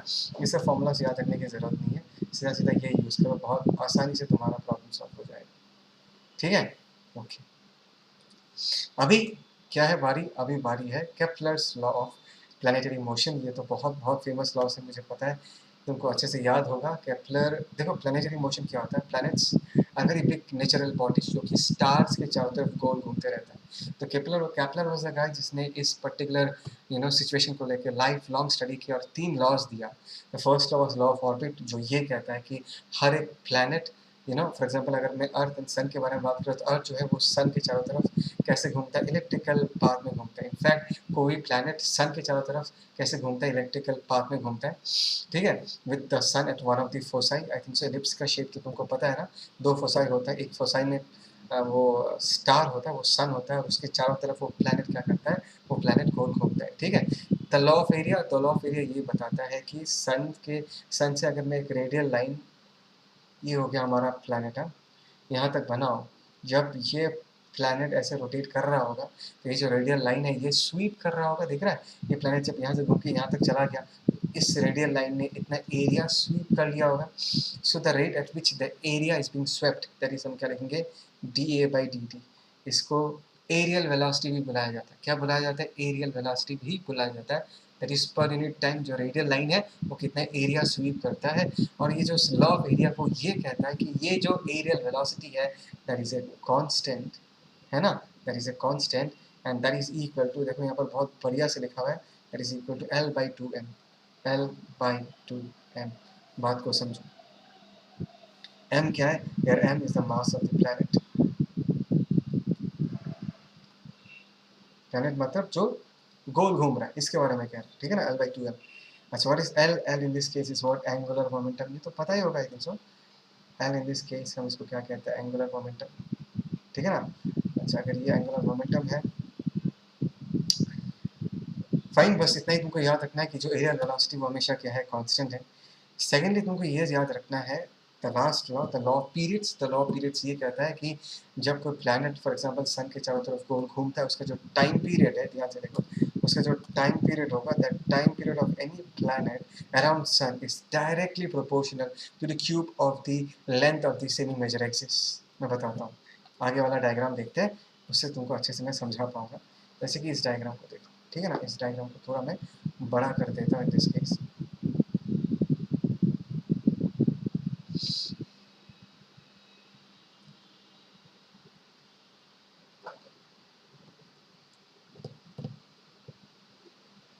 ओके,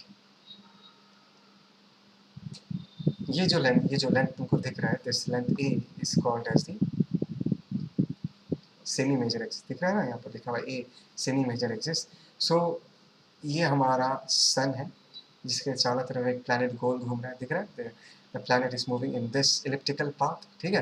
देखो इसमें एक बात याद रखना, देखो अगर क्वेश्चन में एलिप्स मेंशन नहीं है कि प्लैनेट जो है वो एलिप्स में घूम रहा है, तो तुम उसको सर्कल मान के कर सकते हो। इनफैक्ट तुम इस बात को समझो, circle is a special shape of an ellipse। जब length of semi major axis and length of semi minor axis same हो जाता है, तो हम एलिप्स का शेप कैसा बन जाता है, सर्कल बन जाता है, ठीक है ना। तो नॉर्मल केसेस में हम सर्कुलर ऑर्बिट मान के ही हम अपना प्रॉब्लम सॉल्व करेंगे, ठीक है ना। बट एक्चुअल जो लॉ है, वो टाइम पीरियड जो है, that is directly proportional, square of the time period is directly proportional to the cube of the length of the semi major axis, A cube. इसको हमेशा याद रखना। अगर हम सर्कुलर ऑर्बिट्स के बारे में बात करें, फिर talking about a circular orbit, for example एक प्लैनेट सर्कुलर ऑर्बिट में मूव कर रहा है, let us say this is the sun for example. हम कभी कभी ये करते हैं, for example this is earth. मैंने गलती से अर्थ को सन से बड़ा दिखाया, लेकिन आई होप से तुमको समझ में आ रहा है। या अगर रेडियस आर है, तो इसका जो टाइम पीरियड होगा, अर्थ का घूमने का जो टाइम पीरियड होगा, that will be directly proportional to what, r cube. ऐसे करके भी हम अपना काम चलाएंगे, ठीक है। ये हो गया केप्लर्स का थर्ड लॉ। क्लियर है, पक्का। ओके, अभी हम आगे बढ़ते हैं। अच्छा, इस डायग्राम में और एक दो चीज़ें बताना है तुमको, और एक दो चीज़ें बताते हैं दिस केस। देखो यहाँ पर क्या है, जब ये प्लैनेट मूव करता है ना, when this planet finally moves, you need to understand, ये प्लैनेट है, ये मूव कर रहा है। तो जब प्लैनेट यहाँ पर है, वो सन से मैक्सिमम डिस्टेंस पे है, और जब ये प्लैनेट पूरा गोल घूम के यहाँ पर पहुँचेगा, तब यही प्लैनेट जो है वो सन से क्लोजेस्ट डिस्टेंस पे। तो इस लोकेशन को हम क्या कहते हैं, पेरिजी। पेरिजी का मतलब पास, पास मतलब पेरिजी, ठीक है, याद रहेगा। और जो फारदेस्ट डिस्टेंस है, उसको हम क्या बुलाते हैं, एपोजी बुलाते हैं, ठीक है। तो लेट अस से यहाँ पर इस प्लैनेट का वेलोसिटी यहाँ पर va है, और यहाँ पर जो प्लैनेट का वेलोसिटी है, लेट अस से दैट इज vp। और हमको ना va vp का एक्सप्रेशन निकालना है कि va vp एक्चुअली है क्या, ठीक है। ओके फाइन, देखते हैं क्या आएगा एक्सप्रेशन इसका। यहाँ पर बढ़िया से उस एक्सप्रेशन को डिराइव किया गया है। एक बात को समझो कि एक बार मैं तुमको ये डायग्राम दिखाना पड़ेगा, रुको। अच्छा, अभी एक बात बताओ कि इस प्लैनेट में जो फोर्स लग रहा है, इस प्लैनेट पे जो फोर्स लग रहा है, अट्रैक्टिव फोर्स, वो ऐसा होगा, and it will be passing through this sun. और इस पे भी जो फोर्स लग रहा होगा, वो इस तरफ लग रहा होगा, एफ डैश फॉर एग्जांपल, वो भी इसी सन के थ्रू पास कर रहा है। तो अभी अगर मैं इसको अपना एक्सिस मान लूँ, तो इस एफ डैश का टॉर्क और इस एफ का टॉर्क, दोनों का टॉर्क क्या होगा, जीरो होगा, बिकॉज अगर मैं इसको एक्सिस मानूँ, यानी the force passes through the axis, force का लीवर आर्म का वैल्यू क्या होगा, जीरो। तो इस एक्सिस के थ्रू पास कर रहा होगा, दैट मीन्स इस प्लैनेट पे सन के अबाउट अगर मैं एक्सिस पास करता हूँ, तो इस प्लैनेट पे कोई एक्सटर्नल टॉर्क नहीं लग रहा, so we can conserve angular momentum, ठीक है। तो इस जगह के एंगुलर मोमेंटम का वैल्यू कितना होगा, that is m, velocity in this case पेरिजी, radius in this case, चलो मैं इसको r1 लिख देता हूँ। और इस जगह का एंगुलर मोमेंटम का वैल्यू क्या होगा, m, इसका वेलोसिटी v है, और इसका रेडियस हम क्या लिख सकते हैं, r2 लिख सकते हैं। बात समझ में आ रहा है मैं क्या कह रहा हूँ, इज दैट क्लियर। ओके, अभी देख, ये बात समझ में आ गया ना। अभी इस सिचुएशन को थोड़ा सा देखते हैं। अभी हमको पेरिजी में कितना वेलोसिटी और एपोजी में कितना वेलोसिटी वो निकालना है। उसको निकालने के लिए हम दो इक्वेशंस यूज़ करेंगे। एक तो होगा law of conservation of angular momentum, जो मैंने तुमको जस्ट नाउ बताया है ना। दोनों का एंगुलर मोमेंटम का वैल्यू क्या होगा, सेम होगा। और सेकंड हम क्या यूज़ करेंगे, the law of conservation of mechanical energy. Apogee में हम मैकेनिकल एनर्जी वाला कंजर्वेशन मैकेनिकल एनर्जी लिखेंगे, और पेरिजी में भी हम मैकेनिकल एनर्जी लिखेंगे। ये चीज़ तो हमने बहुत बार किया है, एनर्जी कंजर्वेशन। और इन दोनों रिलेशन को यूज़ करके हम फाइनली ये निकाल सकते हैं कि पेरिजी में स्पीड कितना होगा और एपोजी में स्पीड कितना होगा। ये जो एक्सप्रेशन है ये तुमको याद रखना है कि एपोजी में स्पीड कितना है और पेरिजी में स्पीड कितना है। दैट इज़ वेरी इंपॉर्टेंट, इस चीज़ को अच्छे से याद रखना, ठीक है ना। देखो यहाँ पर मैंने जो कहा था वही लाइन लिखा हुआ है, that the gravitational force is the central force, so the torque on the planet relative to the sun is always zero। क्यों? because planet पे जो force लगता है वो sun के थ्रू पास करता है, तो sun के अबाउट अगर मैं टॉर्क निकालूंगा तो हमेशा जीरो आएगा। दैट इज द रीजन हम एंगुलर मोमेंटम को कंजर्व कर पा रहे हैं, ठीक है। आगे बढ़े, okay.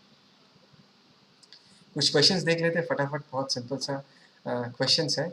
In a planetary motion the areal velocity of the position vector of the planet, areal velocity of the position vector of the planet. Position vector मतलब मैंने जो रेडियल लाइन कहा था, ठीक है ना, वही पोजीशन वेक्टर यहाँ पर इन्होंने कहा है, depends on the angular velocity omega and the distance of the planet of the sun, that is are.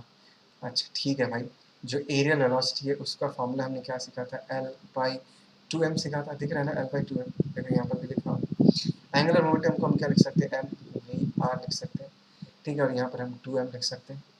Is that clear? तो ये m m will basically cancel out, and v की जगह अगर आर ओमेगा लिखेंगे तो r square omega by two लिख सकते हैं। If so, the correct relation for the velocity is dA by dt proportional to r square into omega होगा, r square into omega, that is option C is the correct option। मतलब dA by dt किससे proportional है वो पूछा गया है, ठीक है ना। अभी ध्यान से देखो next question, the planet is revolving around the sun as shown। अच्छा भाई समझ में आ रहा है, ये जो प्लैनेट है ये इलेक्ट्रिकल पाथ में मूव कर रही है, सन है। The correct option is the time taken in travelling D A B. D A B मतलब डी से ए फिर ए से बी, ठीक है। एक चीज़ का ध्यान देना, डी से ए फिर ए से बी मतलब इतना एरिया कवर हुआ है ना, इतना एरिया कवर हुआ डी से ए से, हाँ ज़्यादा ही कलर कर दिया, इतना कवर हुआ है। And the time is less than the time taken for B C D, ठीक है ना। बी सी डी मतलब फॉर एग्जांपल अगर इस पर्टिकुलर प्लैनेट को बी से सी से डी तक जाना है तो ये वाला एरिया कवर हुआ होगा। Is that clear? And this is the sun that we are talking about, and this is the radial line that we are talking about। तो रेडियल लाइन ने यहाँ से यहाँ तक झाड़ू मारा और रेडियल लाइन ने यहाँ से यहाँ तक भी झाड़ू मारा होगा। और मुझे ये पता है कि D A by D T मतलब पर यूनिट टाइम जितना एरिया झाड़ू मारा जाएगा वो झाड़ू का एरिया हमेशा क्या रहेगा, मतलब the per unit time the amount of area which is swept that has to be same. एक बात को समझो, ये एरिया जो दिख रहा है ये एरिया क्या है, छोटा है, तो एरिया छोटा है तो इसको स्वीप करने में भी टाइम क्या लगा होगा, कम लगा होगा।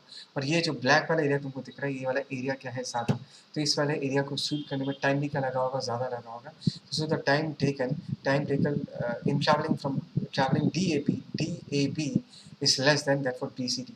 देखो D A by D T per unit time, area जो स्वेप्ट है वो क्या है, सेम। इसमें कम एरिया स्वीप हो रहा है तो टाइम कम लगेगा, इसमें ज़्यादा एरिया स्वीप हो रहा है तो ज़्यादा टाइम लगेगा। So that is the reason option A is the correct option, ठीक है पक्का। ओके आगे चलते हैं, लेट्स मूव अहेड। ये सिंपल सा है, इसमें ज़्यादा करने का कुछ नहीं है। देखो the distance of Neptune and Saturn from the sun are nearly, इतना दिया हुआ मतलब डिस्टेंसेस दिया हुआ है। Assuming that they move in circular orbits, देखो यहाँ पर mention है they are moving in circular orbits, their periodic time will be in the ratio, it's बहुत simple, t square proportional to what, r cube। बस इस relation को use करना, एक बार में निकल जाएगा, ठीक है। This is Kepler's third law. Okay आगे चलते हैं, ये क्या देखते हैं, a planet moves around the sun at a given point p, it is closed from the sun at a distance of d1 and has a speed v1, at another point q when it is farthest from the sun at a distance of d2 its speed will be, ठीक है। एक minute, इसका speed कितना है वो पूछा गया है।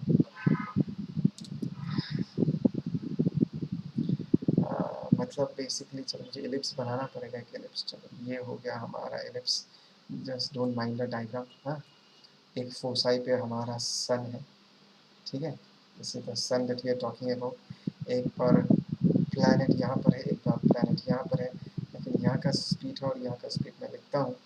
A planet moves around the sun at a given point p, it is closest to the sun होना चाहिए, यानी कि डिस्टेंस ऑफ d1 मतलब ये डिस्टेंस d1 है, and has a speed of what v1 in this case. At another point q, let us say this is q point, ये p point है, it is farthest from the sun at a distance of d2, मतलब ये वाला distance कितना हो गया, ये वाला डिस्टेंस d2 हो गया. Is that clear? और यहाँ का वेलोसिटी हम क्या लिख सकते हैं? अच्छा, इसका वेलोसिटी पूछा गया है, let us say जगह का वेलोसिटी v2 है, तो V2 का रिलेशन पूछा है. इट्स श्योर शॉर्ट केस, मैंने जस्ट नाउ समझाया कि इन दोनों सिचुएशंस में हम सन के अबाउट क्या कर सकते हैं, एंगुलर मोमेंटम को कंजर्व कर सकते हैं. तो अगर हम एंगुलर मोमेंटम कंजर्व करें, that is m v1 d1 that is equal to what, m v2 d2. So यहाँ से m basically cancel out, and v2 का वैल्यू हम क्या लिख सकते हैं? v2 in this case can be written as v1, दिख रहा है ना, इनटू d1 डिवाइडेड बाय हम क्या लिख सकते हैं? d2 v1 d1 divided by d2. So this is the correct option in this case. ठीक है, सिंपल सा है, बस एंगुलर मोमेंटम कंजर्वेशन हमने यूज किया. ठीक है,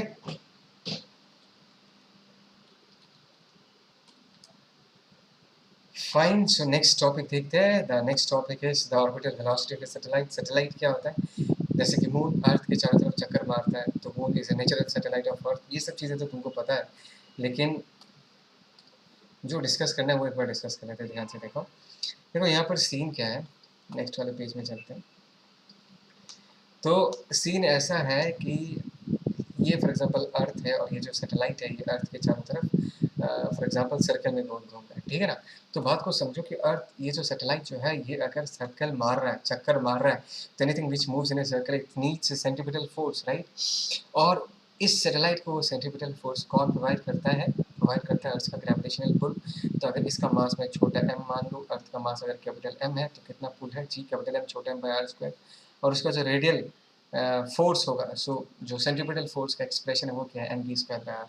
तो अगर हम दोनों को इक्वेट करें, मतलब ग्रेविटेशनल पुल सेंट्रीपिटल फोर्स का काम कर रहा है, तो v का जो वैल्यू होता है that is root over of g capital M by r. बस इसको याद रखना, यही काफ़ी है, और बाकी ये सब चीज़ दिखने की ज़रूरत नहीं है, बस यही काफ़ी. ठीक है. देखो, orbital velocity is independent of mass. देखो अभी इस सैटेलाइट का कितना वेलोसिटी होगा, वो root over of G M by छोटा आर पे डिपेंड करता है. आर क्या? Distance from the planet.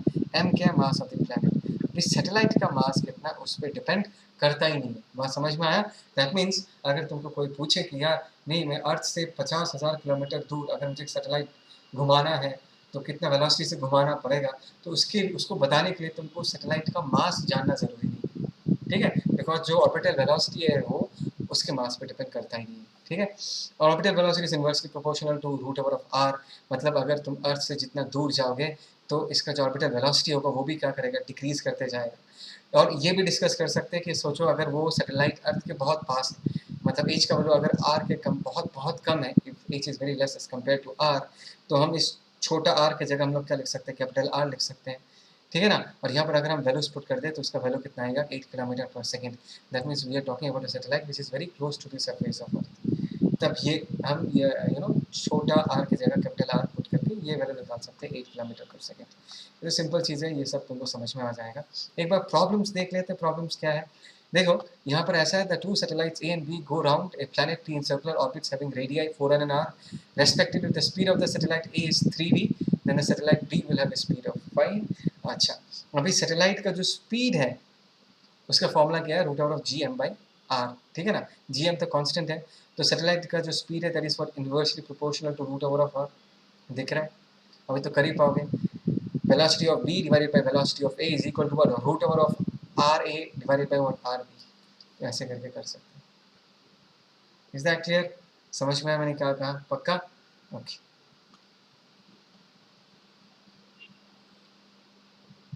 Okay, आगे चलते हैं. Let's move ahead. What is a Jio stationery satellite? Jio stationery मतलब अर्थ के रिस्पेक्ट में वो सैटेलाइट मूव करता हुआ नहीं दिखेगा. मतलब ये इमेजिन करो कि तुम अर्थ के सरफेस पे खड़े हुए हो और तुमने ऊपर देखा, इमेजिन करो, हाँ, और तुमको एक सैटेलाइट दिख रहा है, तो वो सैटेलाइट जो है वो हमेशा तुम्हारे सर के ऊपर ही रहेगा. तब हम उस सैटेलाइट को क्या कहेंगे? Geostationary satellite. मैं समझाता हूँ कैसे.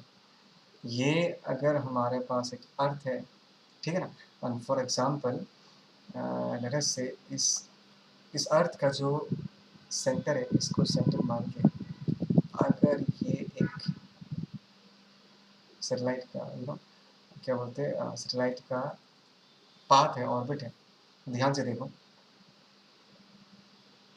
लेट अस से तुम यहाँ पर खड़े हुए हो, मतलब पर्सन स्टैंडिंग है, चिल कर रहे हो खड़े होकर, ठीक है, और तुम्हारे सर के ऊपर ये सैटेलाइट, तो 12 घंटे के बाद तुम कहाँ पर होगे? पूरा अर्थ गोल घूम जाएगा, तुम गोल घूम के यहाँ पहुँच जाओगे, है ना? और ये सैटेलाइट भी गोल घूम के यहाँ पहुँच जाएगा। तो देखो ये अब भी तुम्हारे सर के ऊपर ही है। Is that clear? तो ऐसे सैटेलाइट को हम क्या कहेंगे? Geostationary satellite. उसका कंडीशंस क्या देखो, it should revolve in an orbit concentric and coplanar with the equatorial plane. देखो ये जो ग्रीन कलर का सर्कल दिख रहा है, ये अर्थ के सेंटर के साथ, इस ग्रीन कलर के सर्कल का सेंटर अर्थ के सेंटर के साथ क्या कर रहा है? कोइंसाइड कर रहा है, और इस ऑर्बिट का जो प्लेन है वो इक्वेटोरियल प्लेन है, हमेशा ये होगा। Its sense of rotation should be same as that of earth, ये तो ऑब्वियस है, अर्थ जिस तरह घूम रहा है उस सैटेलाइट को उधर ही घूमना पड़ेगा। अच्छा, तो इसका टाइम पीरियड कितना होगा? 24 घंटे में अगर अर्थ अपने पूरा चक्कर कंप्लीट करता है, तो ये सैटेलाइट भी 24 घंटे में ही अपना चक्कर क्या करेगा? कंप्लीट करेगा। तो 86,400 sorry 86400 seconds, right? This is the time period, that is 24 घंटा, ठीक है। अच्छा, height of the Jio stationery satellite, height हम कैसे निकालेंगे?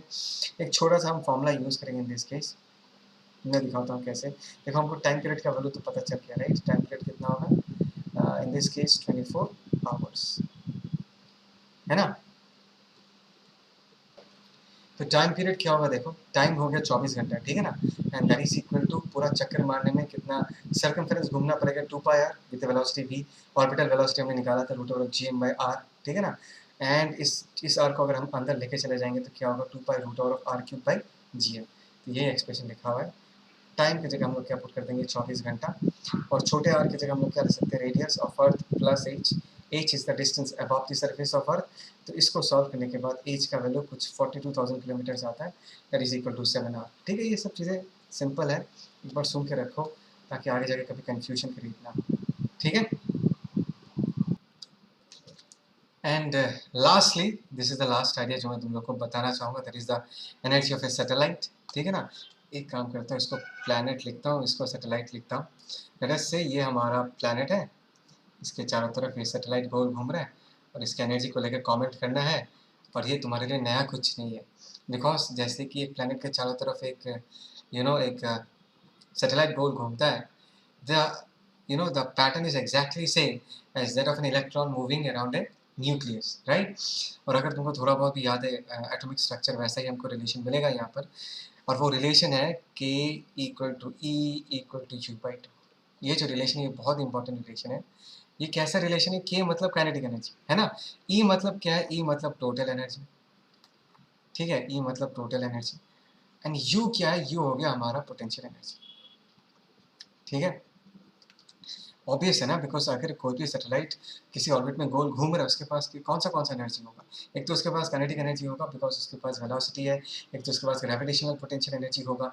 दोनों को ऐड करूंगा तो क्या मिलेगा? टोटल एनर्जी, ठीक है। और मैंने ये रिलेशन यहाँ पर लिखा विदाउट कंसिडरिंग साइन, हाँ, डिड नॉट कंसिडर साइन, मैंने साइन को कंसिडर नहीं किया, सिर्फ मैग्नीट्यूड्स का रिलेशन है, ठीक है ना, डिड नॉट कंसिडर साइन। अगर मुझे ग्रेविटेशनल पोटेंशियल एनर्जी यू लिखना है तो मैं क्या लिखूंगा? -g कैपिटल M छोटा m divided by what? r। सोचो प्लैनेट का मास m और सैटेलाइट का मास छोटा m, ऐसा लिख दूंगा। अभी अभी काइनेटिक एनर्जी कितना होगा? ध्यान से देखो, काइनेटिक एनर्जी क्या रिलेशन है? k is equal to u/2। और तुमको ये पता होना चाहिए कि काइनेटिक एनर्जी कभी भी नेगेटिव नहीं हो सकता, तो साइन का टेंशन नहीं, मतलब u का आधा, तो हम लिख देंगे g कैपिटल M छोटा m divided by what? 2r, ऐसा लिखना है। तो टोटल एनर्जी कितना होगा? बराबर काइनेटिक एनर्जी, टोटल एनर्जी बराबर काइनेटिक एनर्जी। इनफैक्ट तुम अगर इन दोनों को ऐड करोगे तो तुमको टोटल एनर्जी पता चल जाएगा, और उसका वैल्यू होगा -g कैपिटल M छोटा m डिवाइडेड बाय 2r, ठीक है, that is divided bye 2r। और ये भी माइनस साइन आएगा, minus sign is very important.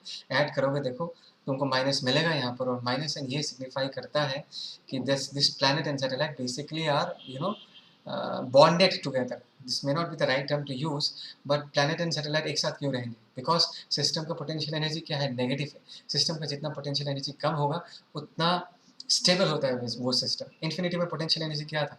Zero था, राइट। और अगर ये सैटेलाइट आके प्लैनेट के इतने पास रहता है तो उसका पोटेंशियल एनर्जी जीरो से कम होगा, नेगेटिव में आएगा। So this is a stable system, that is the reason ये जो प्लैनेट और सैटेलाइट जो इसके चारों तरफ गोल घूम रहा है, this will be A stable situation. समझ में आया? तो तुमको इस इस रिलेशन को अच्छे से याद रखना है, is very very important. The relation between kinetic energy, total energy and potential energy. इस रिलेशन में हमने साइन कंसिडर नहीं किया, लेकिन हमको पता है कि ग्रेविटेशनल पोटेंशियल एनर्जी का साइन नेगेटिव होगा, काइनेटिक एनर्जी का साइन हमेशा पॉजिटिव होगा, और काइनेटिक एंड पोटेंशियल अगर पता है तो टोटल एनर्जी भी निकाल सकते हैं जिसका साइन नेगेटिव में आएगा। ठीक है, so I hope so you enjoyed this video. यहाँ पर मैं अपना वीडियो कंक्लूड करता हूँ। बहुत सिंपल सा चैप्टर है, और आइडिया ये है कि 99% ऑफ द प्रॉब्लम तुम्हारा conservation of energy, momentum conservation से सॉल्व हो जाता है। ठीक है, तो अगर तुमको एनर्जी कंजर्वेशन अच्छे से आता है तो पूरा प्रॉब्लम पूरा सारे प्रॉब्लम्स बहुत आसानी से सॉल्व हो जाएगा। तुमको कुछ फॉर्मूलाज याद रखना है, जैसे कि ऑर्बिटल वेलोसिटी, एस्केप वेलोसिटी कैसे निकालते हैं, what is the expression of gravitational acceleration at some height above the surface of earth, at some depth below the surface of earth. कुछ फॉर्मूलाज अच्छे से याद रखना है, क्योंकि एग्जाम में टाइम बहुत कम होता है। अगर फॉर्मूला अच्छे से याद है बहुत जल्दी से कर पाओगे। ठीक है, so here I conclude. Please like, share and subscribe the video. Subscribe करके रखना, ताकि नेक्स्ट टाइम मैं अगर नेक्स्ट रिविजन वीडियो अपलोड करूँ तो तुम्हारे पास नोटिफिकेशन पहुँच जाए। ठीक है, so that for today, signing off, take care.